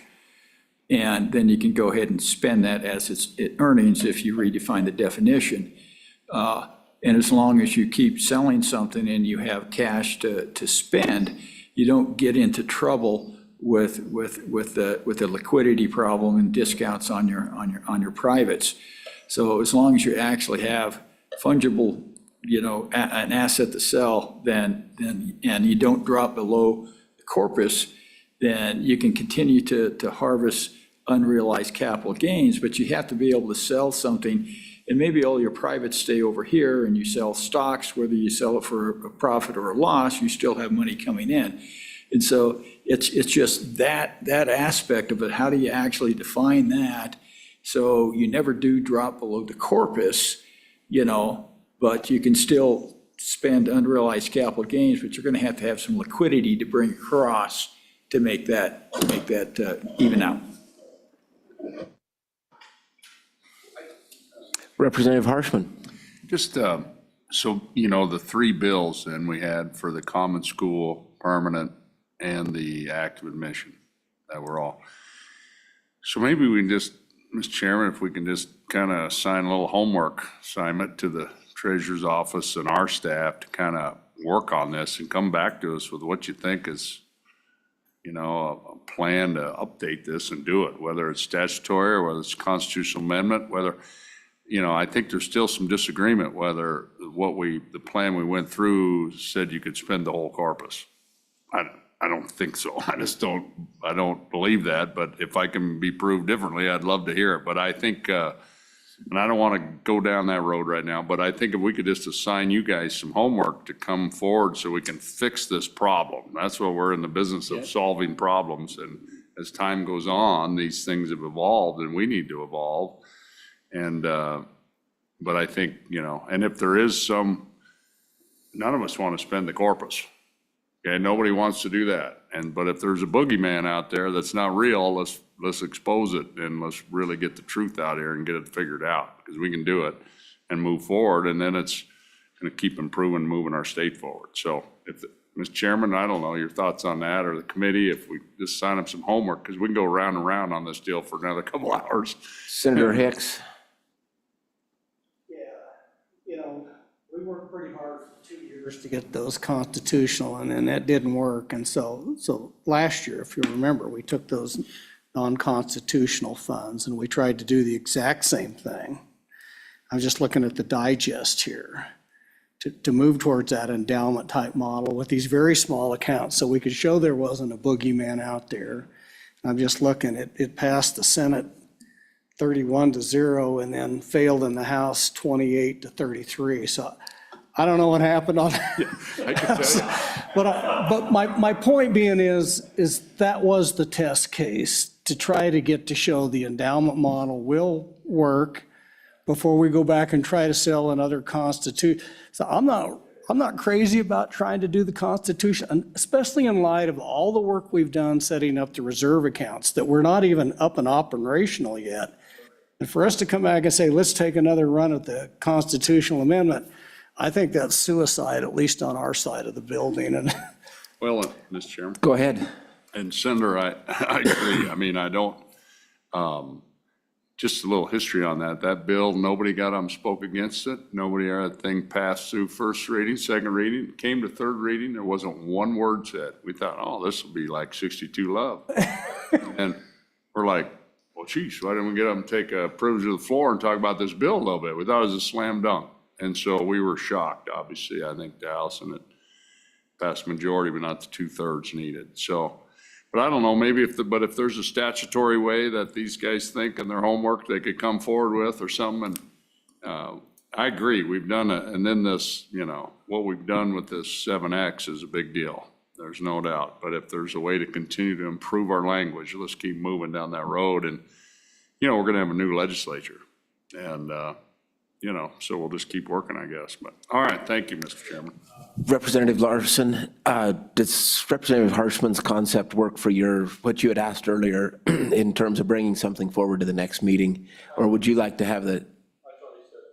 Okay, just want to make sure we didn't leave anything out. So to our staff, really on this component, the piece is really a research assignment. Mr. Chairman, Go ahead, Representative Larson. I just think that problems exist. We know that it needs to be corrected. We just got to keep at this until we get it resolved. Perfect. So, Mr. Fuller? Yeah, Mr. Chairman, the only other observation I would offer is that in 2021, in addition to, that study that kind of kicked this whole thing off, there were 2 bills that did try to move in statute language more toward references to earnings. So Senate File 120, I believe, covered the non-permanent funds. 121 was for the permanent funds. Mr. Chairman, I did go back and look at my notes from 2021, and there was an Attorney General. I'm not sure, I'll have to go dig a little deeper, but, basically the implication is that, for purposes of the Constitution, those references to income or interest did not include unrealized gains.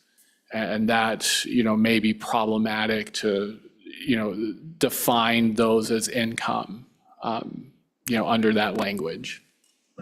Well, that'll be the research assignment, so we can bring it up at the next meeting, and we'll have more information on this as opposed to all of our poor memories and recollections, and we'll see where we come up, what we come up with, and what we want to do.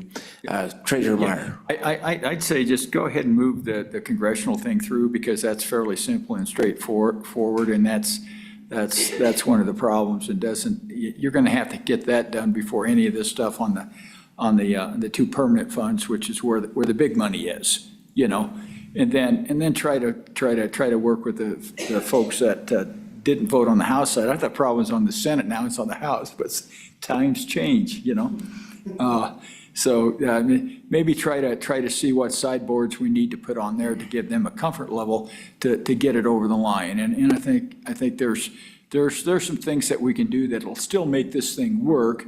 And I agree with my chief investment officer is that yeah, we need to get this done, and it would be a big deal, and it would be something that would make things work a lot smoother.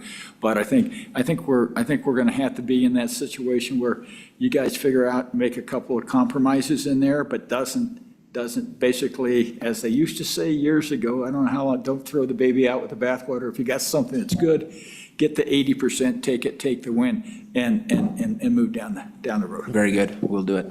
I think our staff has good notes. We'll be ready for our next meeting with some information on this topic.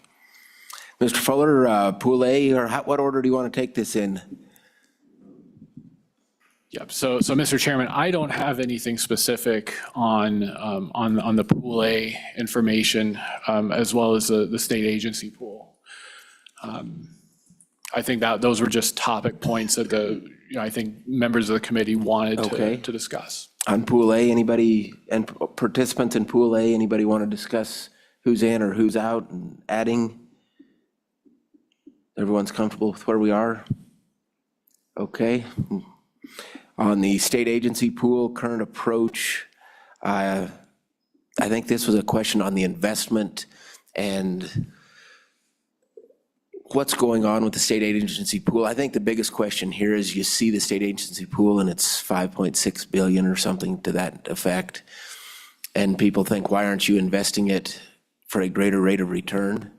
And the answer I always give, but maybe incorrect, is that it's very liquid and those funds are in and out so fast that the fund value stays high, but they're in and out so fast that you can't invest them longer. But the question is there an opportunity, would there be an opportunity to invest some of that money for a greater rate of return? And if the answer is no, that's fine, but we just need to hear that again because sometimes we forget.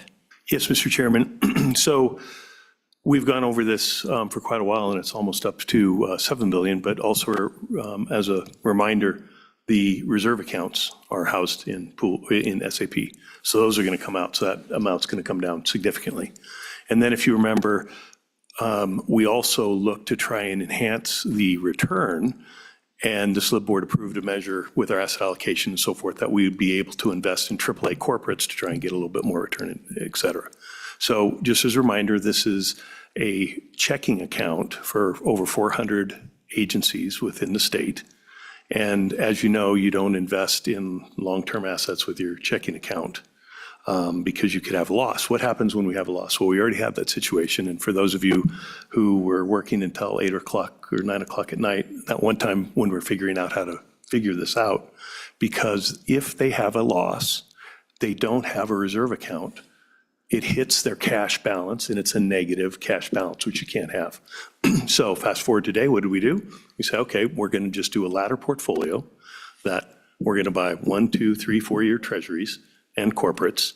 When year matures, we go up. We manage that internally. We will never have a loss unless we're forced to sell, because as soon as that matures, we're maturing, 5/8 coupons, and we're buying, 5 3/8 coupons. Well, not now. It's, more like 4 1/4, 4 1/2. So we're constantly doing that. And if you look at the return, it's actually better than our low duration fixed income return, which is very similar. So for what it's trying to do, it's working. Now, we've thought about this, and, Gal, help me if I've thought, I don't know how else to do it other than if you wanted to have a reserve account to to take care of those losses, because the reserve account cannot come from these agencies, because again, it's going to hit their cash balance. So let's just say we had a reserve account, but let's go through the numbers. So you have, whatever number you want to say, say 7 billion or what have you, and you put it into this total rate of return with a reserve account, and you go 50-50. We've had 30, 50, 58% declines in the equity market. Let's say we have 50% loss in equities.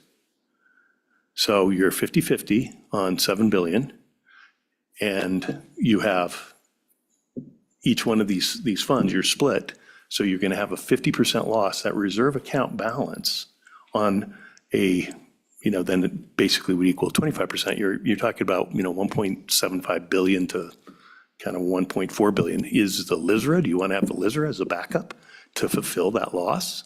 I don't see how you do it unless you really limited you have a reserve, because it can't be funded from him, so from the SAP. So if you had a reserve account to try and back up these potential losses from, LISRA, let's say, that's the only fund I could think that could do it, then you could potentially do this, but you still couldn't put it into the type of returns that we're talking about. It's a cash account. It should be invested in a cash instrument. And, years ago when we were at zero interest rates, it was problematic. We're getting 5% now in our rates. And, last year's return was only 3-something, but that was because all the legacy assets on that ladder. But every year we mature, we're moving up and getting a better return. So it's not insignificant, but I don't know how we do it. If you have a better idea, pray tell.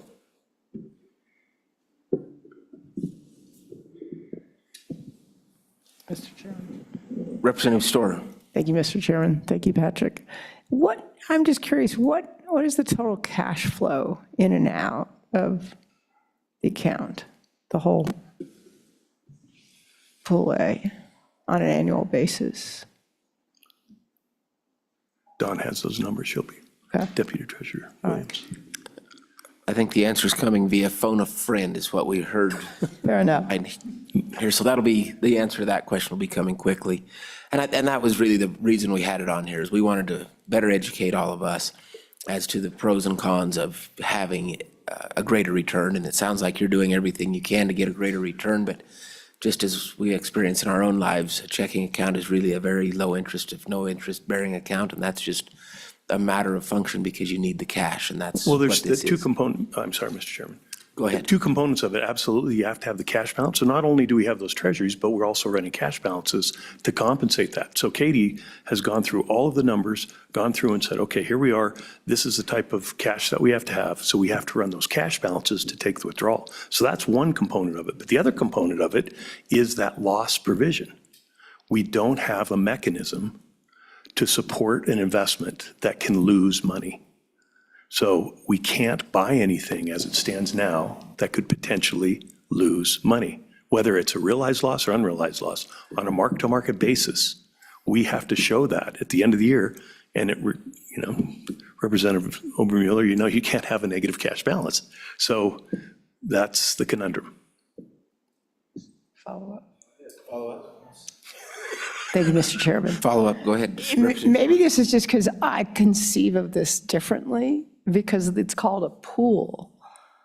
But what you're describing to me is really individual accounts that are kind of glommed into something and are still invested as individual accounts, even if they're invested in the same stuff. Is that perhaps? Mr. Chairman, Representative, absolutely. But still, in that pool, you might own 1.2% of that pool. If that pool has a loss, you still have to show, because each pool participant has an ownership within that pool. So if you have a loss, it still has to be reflected. So the loss provision is the key stumbling block for us to do this. So in any of your accounts or what have you, I mean, do you put, checking account money or something that you can't lose into an investment? And you can't do it because you just don't know. Any investment that can have a loss, we cannot put into this fund as it's under the current structure. Now, on your cash flow, it kind of depends on what's going on, because there are things like when we were doing the capital modification, there was like $300 million set aside and it was sitting in there, but that had to be liquid just depending on when, and we didn't know when, basically, the manager or the developer was going to be calling for that. And to the point of an example of one of the 400 and some folks who, let's say you got the nursing board and they got a budget of $30,000. And that's what they get in fees, and that's pretty much what they spend out every year. So if you're down 10% and you get to the end of the year and they're $3,000 short, it's who's going to write the check, for the person that's heading the nursing board. So those are the things that I guess an example of the type of that folks that are in there, and maybe what we look at is, rather than doing a whole investment pool for all of it, that if you think that you can have the LISRA support, $200 million as a backstop, then you maybe invest, maybe $300 or $400 million in some of these things. But when that call comes in from the contractor and they need their money, LISRA's going to have to be able to write the check right away, and then you're going to hope that you've got something that's going to be able to backfill LISRA. So you might be able to take some baby steps. It's going to be an accounting situation, but the problem that you really have is that there isn't that communication between the boards, or just go to your areas of the deferred maintenance, in that particular division. Some of those things haven't been spent for like 3, 4, 5 years. They're sitting in there, and you can go across those years, and that always bugged me when I was on SLIB, is that we'd see these funds that were appropriated 4 years ago but hadn't been spent, and they're just sitting in that column. And we're just saying to ourselves, what can we do with those? But when you talk to the agency, and they'll say, well, it's over there, but, there's a contractor that's hired, and it's in it, but, so there might be some things you can do on the edges, but you got to be able to have the support of the agencies to tell us, basically, well, when are you going to do that? And I think what you're getting at, Representative, is that, yeah, there should be some float there that you can grab and actually get a little bit more for. In this particular environment, what are repos right now, Patrick, overrides? Are they 5 3/8? Yeah, 5 3/8. So, you can maybe take part of that ladder and say, okay, we're going to invest it in something like that might, move it on the margins. The AAA corporates, those are returning, a lot more now. So that's kind of a, just a hair riskier, but still good, solid, liquid investment. So, I think you're trying to squeeze every drop of juice out of that lemon you can get. But I think that really it's really that reporting system and the state accounting system that would be able to tell us if there is an opportunity, and so, we can, I guess I can say you can look at it, but I wouldn't have a lot of high hopes of really making a lot to move the needle, but maybe there's something there. Could you do about a one-page or less than a one-page write-up on what you described as to the problems with trying to invest this any differently? And then maybe part of that would be a description of how you have changed the investment of the SAP to get a slightly higher rate of return than it was getting, say, 3 or 4 or 5 years ago.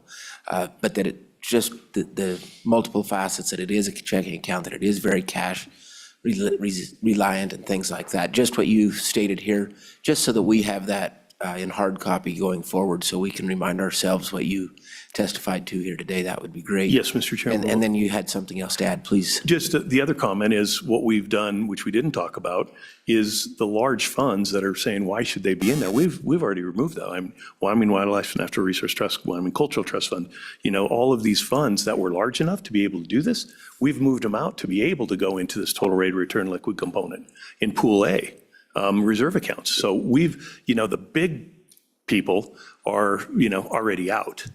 And now you're talking about a bunch of little funds, less than, 5 million or whatever, which, you really need to be more than 5 million to be able to go into a Pool A, are the ones left over that just need the cash balance. So yeah, we've gone through, and the number itself is quite large, I understand it, but without a reserve account, yes, but I will definitely do that. Thank you. Ms. Smith, Katie, I believe you've joined us to tell us what the cash flow needs on a daily, weekly, monthly, yearly basis. I don't know how you're going to answer that question, but I'll turn it over to you. So please proceed. Good afternoon. Hi, Katie Smith. I am the CFO for the State Treasurer's Office. Sorry, I am not there in person. That's a very hard question to answer. So I think you guys covered it. I just hopped on just in case. Looking at the volatility of SAP specifically, you guys have covered all of the high key points. We have the reserve funds in there that are consistently at a higher ratio, but we're planning on moving those out to invest them in a more risky strategy, which will decrease down the availability. But we also have, income and realized gains that are going in there that we have to hold off. We can't use until the end of the fiscal year. And then, like the treasurer said, there's a lot of agencies, they might have a big ticket item. We have ebbs and flows. So quarter ends are where you see a huge fluctuation with the cash flows as people are paying their bills. Currently, the reason why I'm not there, I'm here in Cheyenne working through year-end prep, as many other agencies are as well. There's a huge influx of money as well going through right now. So I have to work diligently every day to give Patrick and team a year-end cash projection. I basically have to guess what the projection, what the cash is going to be for the entire state's $29 billion to ensure that we will have enough money on hand for year-end. So I do that every day as we start into the second half of June to try to estimate that. It is a moving target, and it is very hard to try to get it fine-tuned. We've gotten it as fine-tuned as we can, and we're learning every day as we go. But it is very fluid and flexible. And then on top of it, you do have, especially at year end, any statutorily transfers that need to be made. Now, those can be across funds within the same investment pool, or those can be across funds that are in different investment pools. So I have to work with SAO to ensure, okay, these are funds within the same pool or across the pools to make sure that there's liquidity. So not only are we watching the cash flows for the SAP, but we have to individually decipher each pool's cash flows out of WOLFs. And of course, they're not delineated out by investment pool. That's just all in a fund form.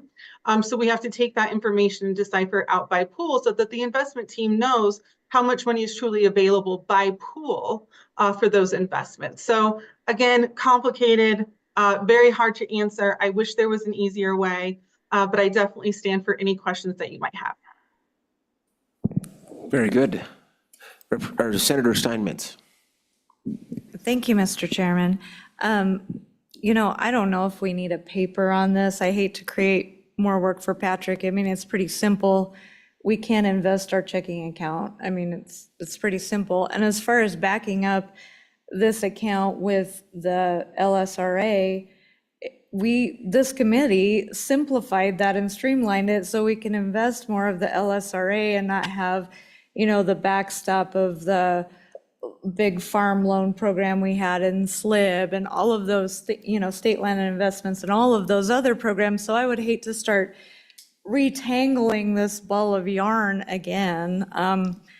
Correct me if I'm wrong on that. But the second thing I would ask is with the existing reserve account, since we have you on the line and you're our numbers girl, how far are they from being fully funded as we, I think that was our goal, to get those up and running, get this total return policy in place. Where are we at on the reserve accounts being fully funded? Absolutely, Mr. Chairman, Senator Steinmetz. So we are down to one more transfer. We are so close. I've been working with the SAO on this.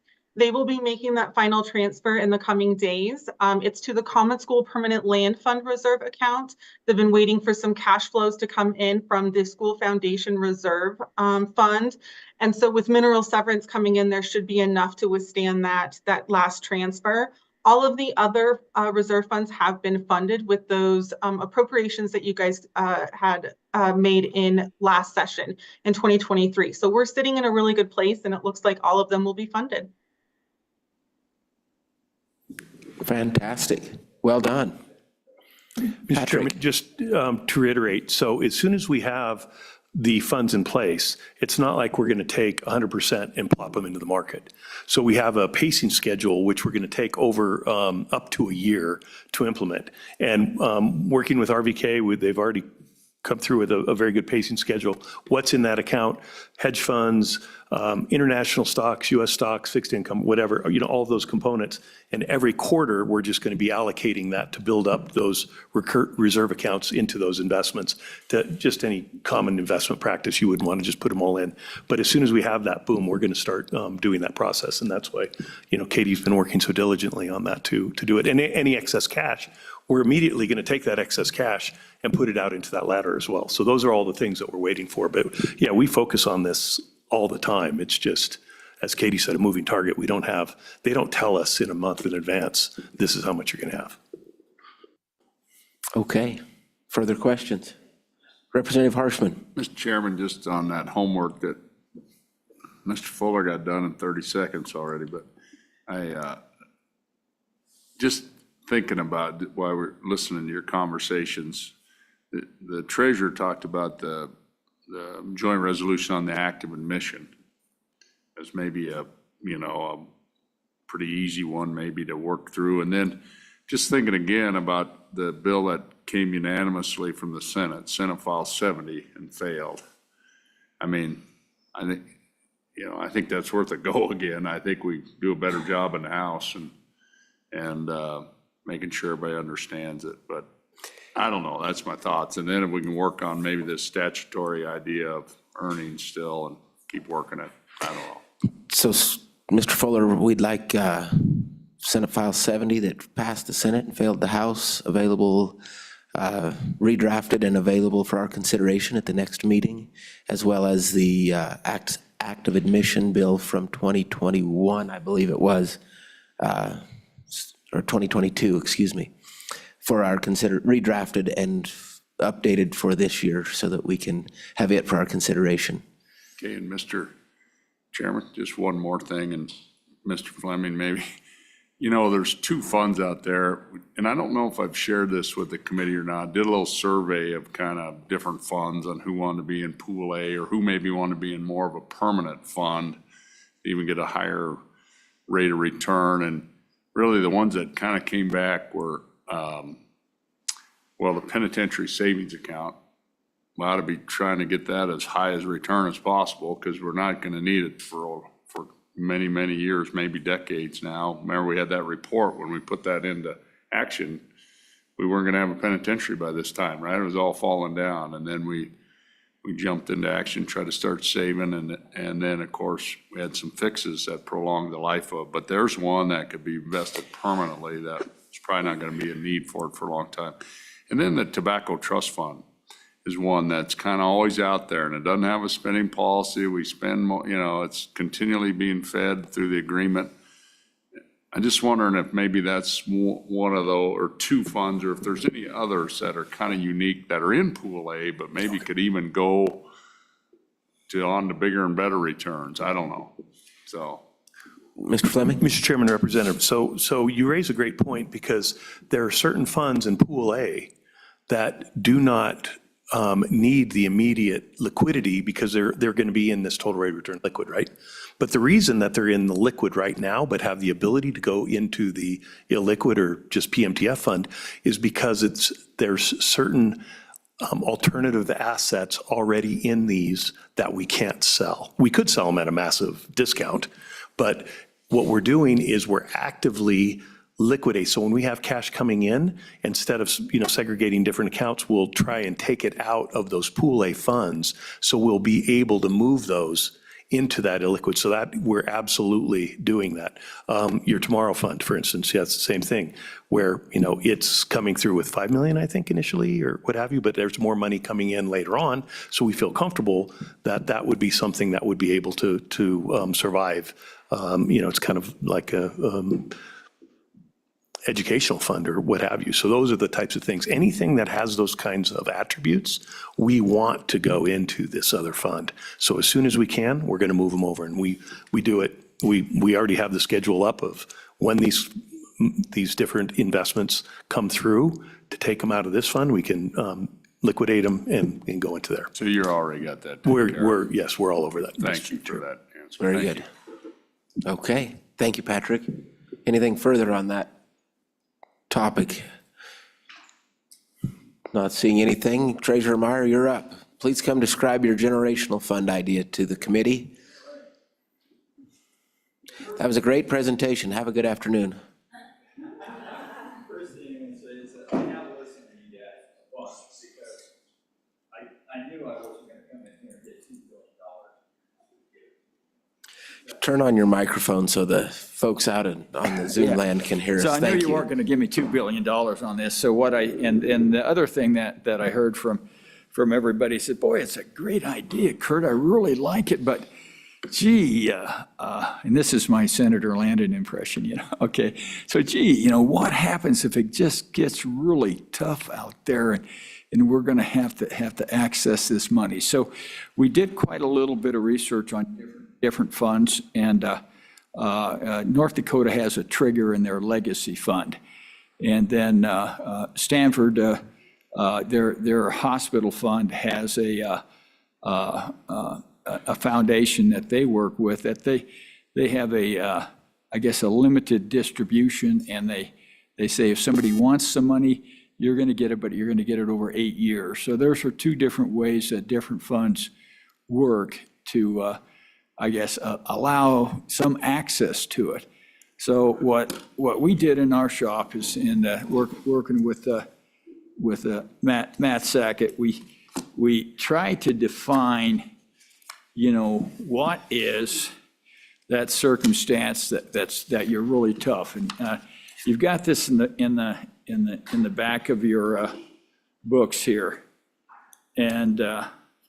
So what we want to look at is the bullet point that says an emergency distribution only in extreme circumstances. So we wanted to define extreme circumstances. And one is that the LSRA is exhausted.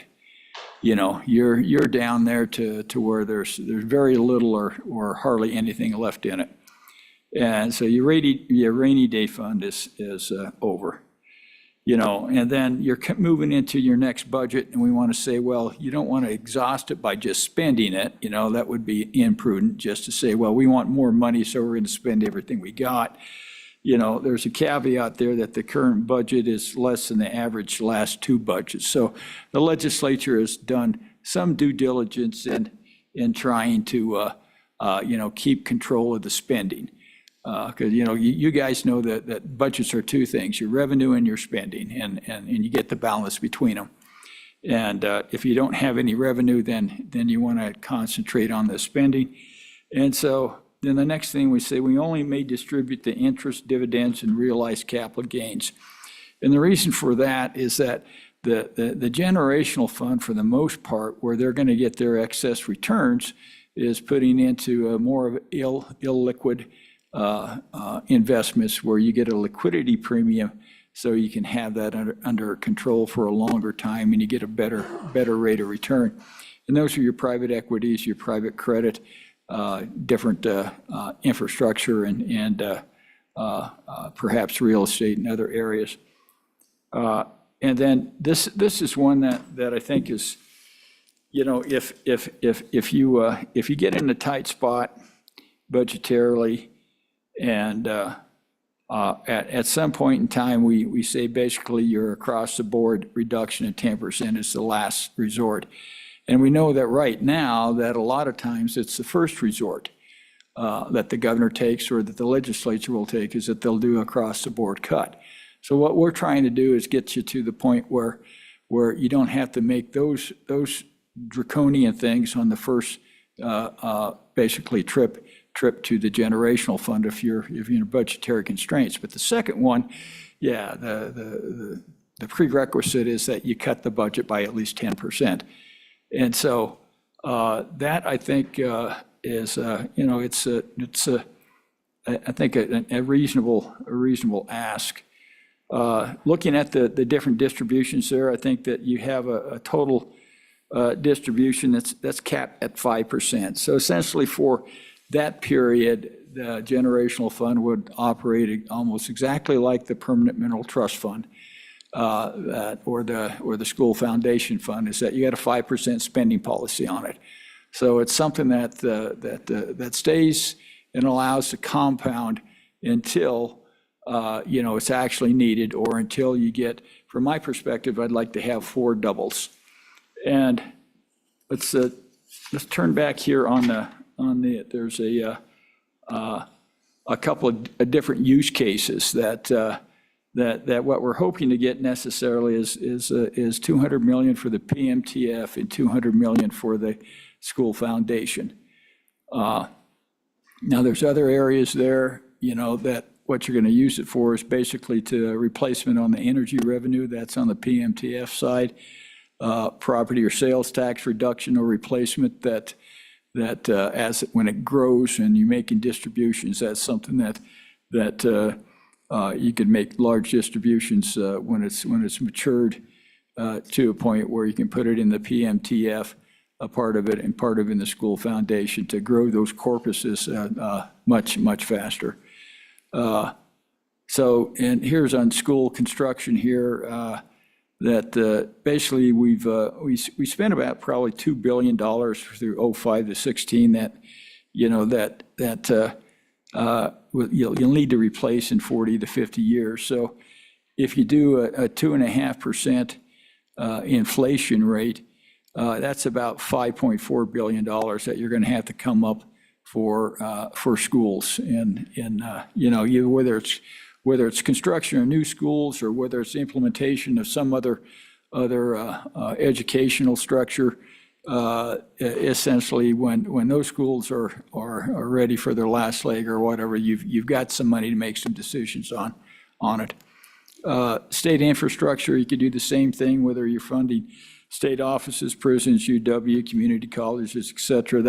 That goes to Representative Harshman's thing, is that you've got a little bit of money in the prison fund. And so if you put it and invest it for a long time, and you invest it in privates in different areas, you can actually get a good compounding. So we'll talk about that in the chart down here, Mr. Chairman. And if you look at it, the chart basically starts at $200 million. There's three different rate of returns. It's 10, 15, and 20. You might say that 20 is just unattainable. I think for the short term, I don't believe it is, because we've got one strategy, then I think I remarked about it earlier, is that we basically are going to have 100% return on that fund. I think we had one was $90 million, and another one was, I can't remember whether that was 70 or something like that in another fund. The one fund that we were able to get in, I don't know whether it's luck or perfect timing. I'll say it's skill from the guys that behind me and the folks in the investment team, is that they essentially got into it, and within less than a month, the value almost went up 30%. So it was like in that short time, for an annualized, it was like 454% gain. But if you run it over the whole course of the year, the thing's probably going to go public within the next year, or maybe even earlier than that. Then we'll get a substantial gain on that. So, I think in the next 2 or 3 years, you may indeed be able to get that 20%. But I can tell you that on our privates, we've gotten over 12% over the last 6 years. That I think on the you'll see in the performance thing there that privates, I think, were over 12% in that regard. If you get 12%, you double your money every 6 years. If you get 10%, following the rule of 72, you double your money every 7.2 years. And so what it actually allows you to do is take that 200 to 400, and 400 to 800, 800 to 16 or 1.6 billion, and then double again, you're at 3.2 billion. And so I think that we're going to do very well in the next couple of 3 years in this strategy that we've got ourselves into, and that you're going to have some fairly substantial returns. But I think that we can make the 10%, maybe 15, 20, like I say, for a short period of time. But gosh, if you get another year like we had this year, you double in 1 year, then that really makes this thing shorten up. And so for the most part, most generations are considered somewhere around that 20-year thing. If you just Google how long is a generation, and that's about what the average is that 20 years. And what it does do is that it allows the power of compounding to replace those revenues that we know are going to be diminished, and allow to have some money in the future that will actually allow us to stick some extra money into the different permanent funds and help with the things that are ongoing, especially in education. We know that we're going to lose this lawsuit, I would think, Representative Harshman, and I think we're going to have to come up with that external cost adjustment. And we're going to have to figure out a way that in the future that we can actually get enough money built up, so that we can handle that year in and year out. And I think that's possible if you do a generational fund. And from that perspective, I know that the good senator from Baggs, I've heard him say that you're not going to be able to use this money until the Starship Enterprise shows up. But I would say that I guess when the Starship Enterprise shows up, it's going to be long enough that the senator, I think, will take 2 of them. But because I think if you really stay the course and you compound this, and we're not reinventing the wheel, and I think the biggest obstacle that I saw was what happens when we really need to access this. And I think, with a little input to you guys, that if we can define that trigger, that allows you access like it was an extra PMTF, then it can make some difference. But where I was really going with the 2 billion is that in essentially somewhere between 24 and 30 years, you'd have 32 billion. And you could cut off 12 billion of it and put it into the PMTF and the Common School Fund, and then take that 20 billion, and then in another 24 to 32 years, you'd have 320 billion. And at that point in time, you're down the road 40, 50 years. But the one thing it does is that it does something exactly opposite of what the federal government is doing, is that you're actually saving for the future of the state. You're addressing the problems that we know are going to come to us. We know that we're going to lose a lot of our revenue in energy in a lot of other places. And so rather than, I guess, sticking our head in the sand, we're saying, okay, what can we do to make investments take over more of the load rather than the taxpayer? And that day is coming quicker than we'd want to see. But I'd say that the time is better now than later. It would have been great if we would have done this 20 years ago, but we didn't, But the situation is that we had the money 20 years probably to do something like this. And I think we've got the money right now. And it kind of depends on, this next budget session. But I would say let's, try to address the two things that we've got is shortfalls that are going to be coming in the general fund more likely than not, and shortfalls that we definitely know are going to come in the educational fund. And it just depends on how much we want to put in it to solve the problems when we want to do it. And it's easy to do. You just figure out what the problem is, how much it's going to cost in 20 or 30 years, and figure out how much money you put into that at a reasonable rate of return to solve it. And Okay, legislature always has plenty of good ideas on how we could spend it once it's created, so I appreciate your use cases, but I think we'll find those pretty easy, as you're well aware, as you were a member of the legislature. So I'd like to go back to the fund side of it, not so much the expenditures, but the fund side. And my first question would be, if this is so productive as you are selling it to be, why can you not take $1 billion out of the PMTF and invest it this way and create it that direction? So what would your answer be to that question? The accounting, for one thing, is that if we took it out of the PMTF, if we didn't take it out of liquids and just sold it, we would leave quite a little bit of privates in the PMTF. And you still have to have enough money in the PMTF to cash flow that 375 and hopefully 5.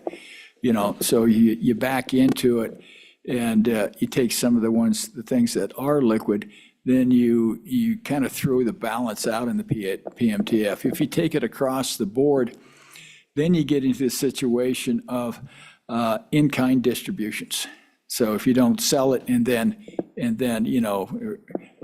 realize it, and there's no way that we can right now do an arm's length exchange when you sell privates. So you take a haircut just to transfer it. So I think that the PMTF is working well with that diverse asset classifications. You're really looking at asset allocations that have enough liquidity, and we're working on developing a portfolio to provide the diversity we need, but still maintain the ability to get those double-digit returns. Okay. Thank you. So then if we go back to this fund idea again, and wherever we come up with $200 million LSRA or just revenue that we have, and we say, okay, we want to create the generational fund with $200 million in my example I'm about to describe, would that money have to remain in there for 40 years or until the Starship Enterprise comes, whichever comes first? Or, as I read this, are you saying that we would be able to leave it in 8 years, and starting at the end of the 8th year, we would be able to start taking distributions? I'm trying to understand, because we had your proposal on the generational fund a year ago where you wanted a couple billion, but it was leave it in 30 or 40 years, and then we would have a $32 billion. But in this proposal, are you saying $200 million, and we can start spending the distribution on one of these lines here? You say we could spend 10% of the total distribution in year one, and then we or 20% in year one, of that 20% of the 10% coming off in year one, year two, 15, year three, 15. So are you saying in year one, we would be able to start taking a distribution on this generational fund, or is that after 8 years? Or that's the mechanism you kind of glossed over it a little fast to get to your use cases. Okay. So all let's right. talk about the fund first. I'll start from the first contribution at $200 million.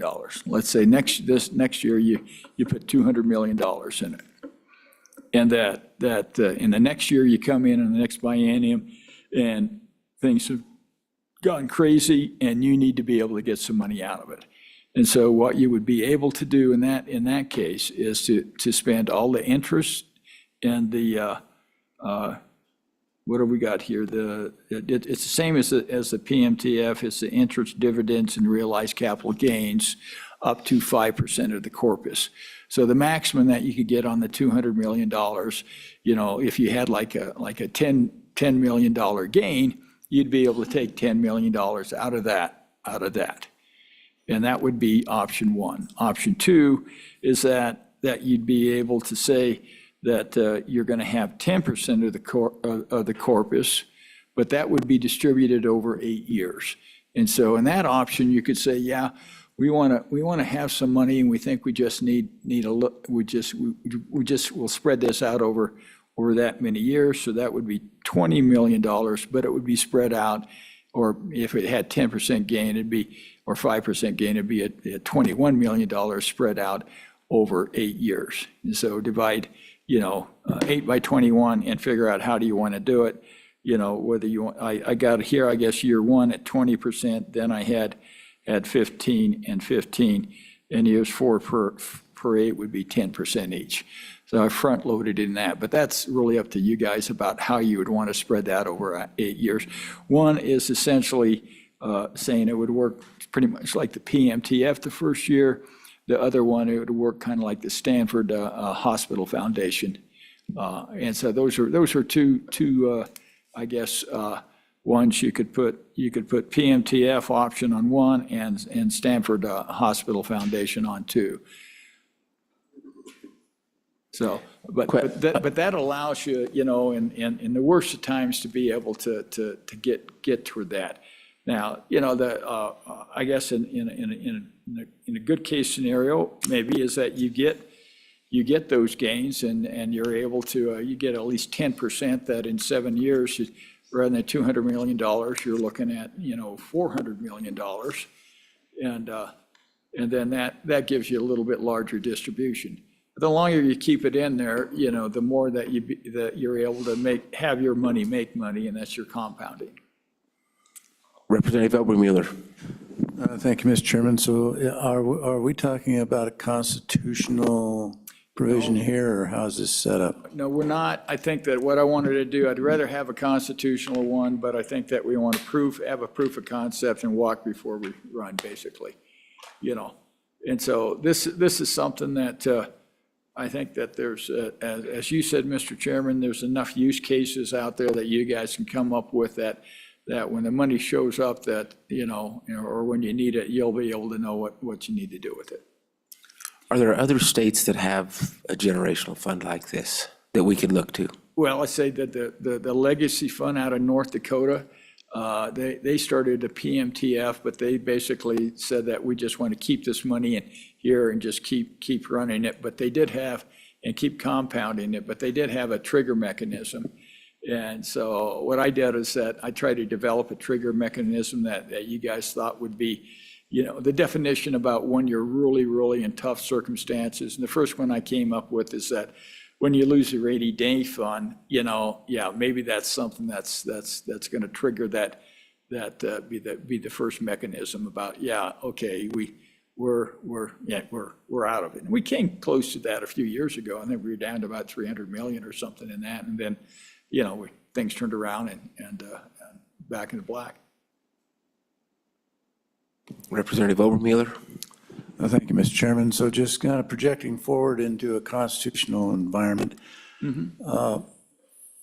could you accomplish the same thing by a constitutional amendment that would say only 80% of the Permanent Wyoming Mineral Trust Fund is available for distribution, and you had 20%, that was just a permanent piece of that. Well, I think you could bifurcate that into two funds within the Permanent Mineral Trust Fund by a constitutional amendment that would say, let's say if you actually wanted to get 2 billion, and now we're up to, we're getting close to 11, and by the time you had a constitutional amendment, you'd probably be over 12. And so what you just say is that 2 billion of the PMTF is bifurcated into a generational fund.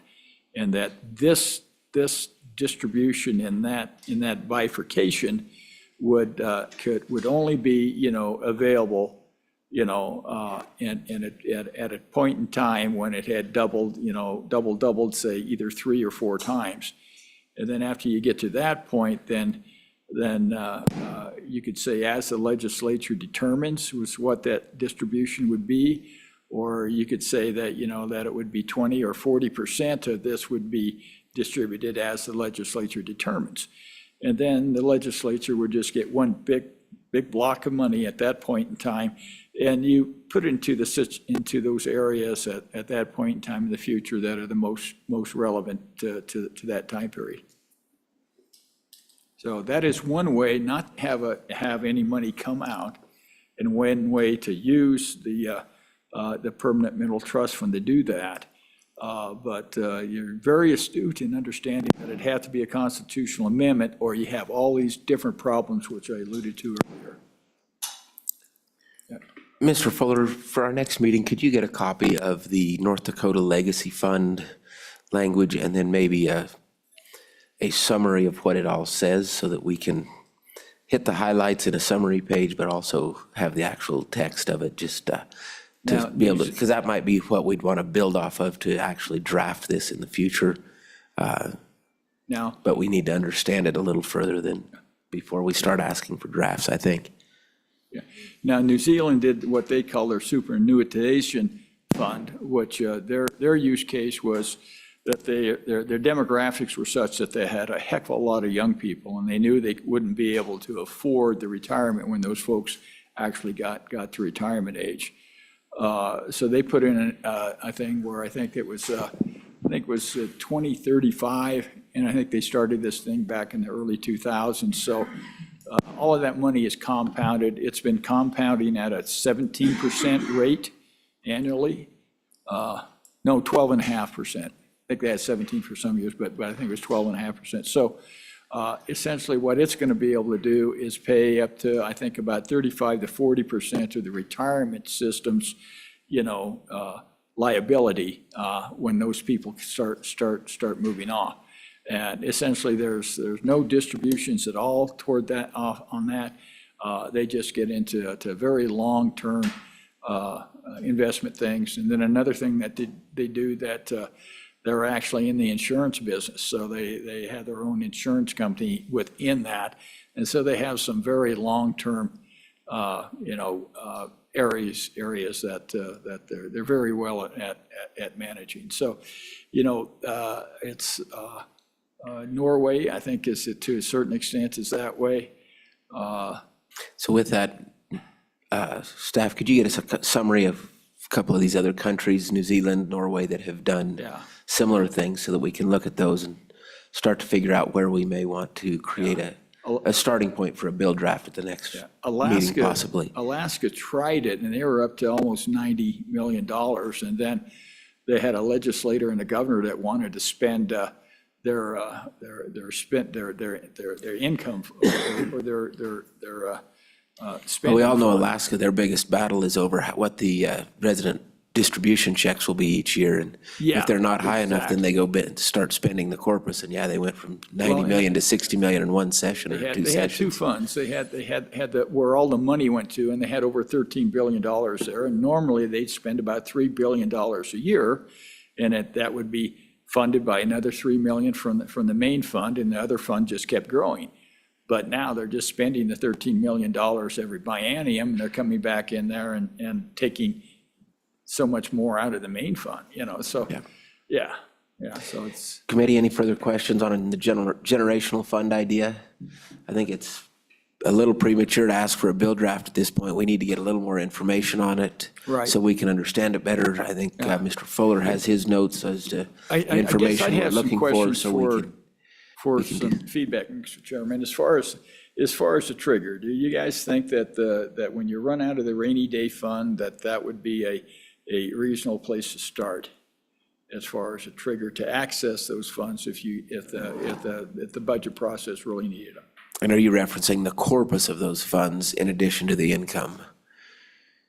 When we hit, the LSRA is gone in this scenario, or darn close to gone, and you're saying we would be able to access corpus and investment earnings. We'd be able to access all of it as needed. Is that the question? Well, from my perspective, I think that you don't want to say, basically eat your seed corn, So I would say is that you can go down to what the previous years was or something like that, or have some area that you would stop at, but just not drained or dry, because that just is, I think I'd like to see at least the same protection that it's an inviolate legislative or statutory fund, from that standpoint. And those those are always breached by 50% plus one. Sure. Okay. Yeah. Committee, any thoughts on the question he asked? So I think they're still absorbing all of this, is what it appears, so. But I think you lay out some good emergency recommendations as to when it could be accessed, when it could be drawn on, and hopefully with the group of us and others, we'd be able to add to those and modify some of those. So I think we're on the right track to continue researching this, better understanding it, and then figuring out both the sideboards as well as the exit strategies in an emergency, so. Yeah. Well, yeah, as long as you guys put a little effort. Yep.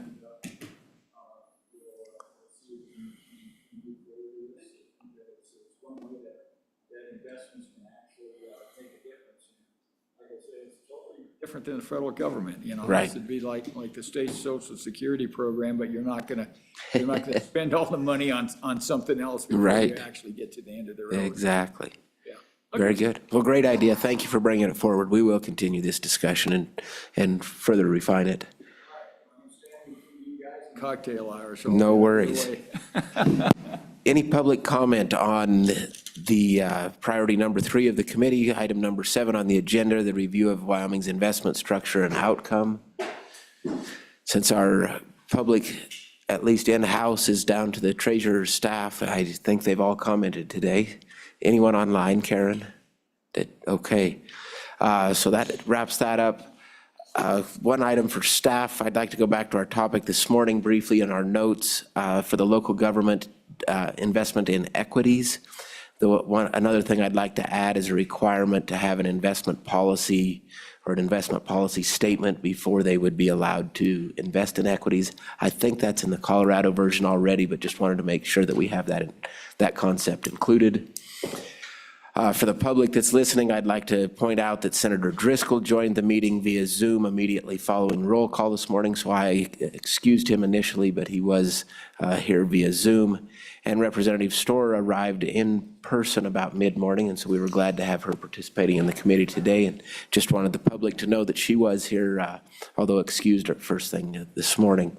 With that, Mr. Fuller, would you give us a quick summary of your action items that the committee has requested, or the staff's action items the committee has requested? Yes, Mr. Chairman, members of the committee.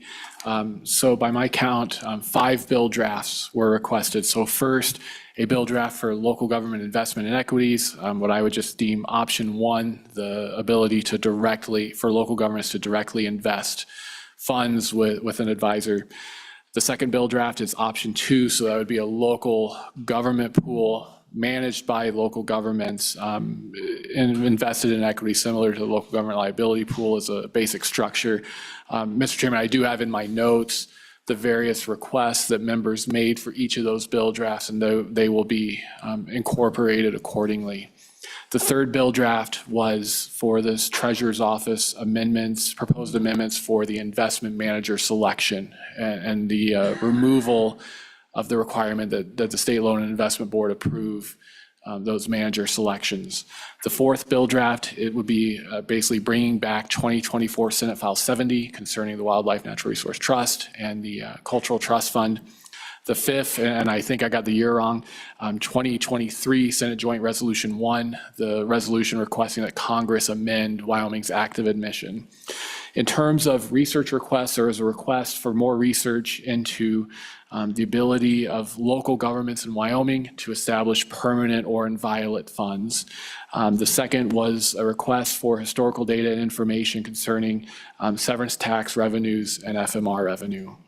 The third was just a note that we have captured for the supplemental budget process to look at footnote 1 for Agency 004 and Agency 072 concerning no expenditure of funds to increase salaries without further legislative authorization. The fourth and fifth were requests.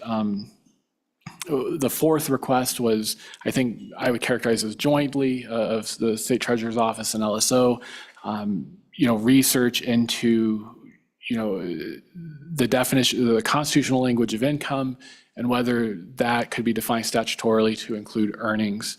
And so we will prepare some background information. We'll look at those two bills from 2021 and summarize those for the committee for the next meeting. There was a request of the State Treasurer's Office for a one-page kind of overview of the state agency pool and the ability to invest that further and challenges with more aggressive investments of that pooled fund. And then the final request I have, Mr. Chairman, is we will prepare information on the North Dakota Legacy Fund, its statutory and constitutional foundation, and just a summary of that legacy fund, as well as information on similar funds in Norway and New Zealand. And I would look to my colleagues to see if I have omitted anything. I think you've captured them all. Senator Hicks, and then I'll get to you, Representative Larson. Yeah, Mr. Chairman, I'm just wondering whether this committee, with the discussion of the two new positions with state treasurers and for the investment team, obviously that would come through the normal budget, but do we want to make a recommendation to the Joint Appropriations Committee on that aspect, or just let the Joint Appropriations Committee handle that? Probably just let JAC handle it, wait to see what the governor even puts forward, because, the governor may not even forward it to the JAC, so I think we'd be a little premature at this point. So that's my 2 cents, committee. I think that's fair. And we can review it again at the next meeting if we see a reason that we want a letter of endorsement of it. We can do that at that point. All right, Representative Larson. Mr. Chairman, just a request on some of the research items that you've given staff. I know that they're busy and as they get ready, but maybe as they get each of these done, rather than waiting till our next meeting to send it out materials, if they could just get it out to the committee to where we have time to digest it. As soon as you get the product finished and get it approved by you, Mr. Chairman, get it out to us where we can kind of be studying it. And then I know it'll show up again with the materials for the next meeting, but it's just nice to have a little time to read that stuff instead of trying to cram it. Staff, if we could do that. Yep, Mr. Chairman, duly noted. As the products come ready, please send them out, and then as the meeting gets close, then we'll have an actual completed packet that will include all those items that hopefully many of which we'll have seen in advance. Very good. Any further comments or questions, concerns from the committee? Any further public comment? Seeing none of either, meeting is adjourned. Thank you, everyone. Karen, real quick, next meeting of CapFin is? September 6th, and that's going to be, if I remember correctly, here. Yep, Mr. Chairman, that's correct. September 6th, I believe a Friday here in Casper, here at this building. So see you September 6th, and most likely many of you somewhere down the road between now and then. Thank you all for being here, and have a great day and a safe trip home.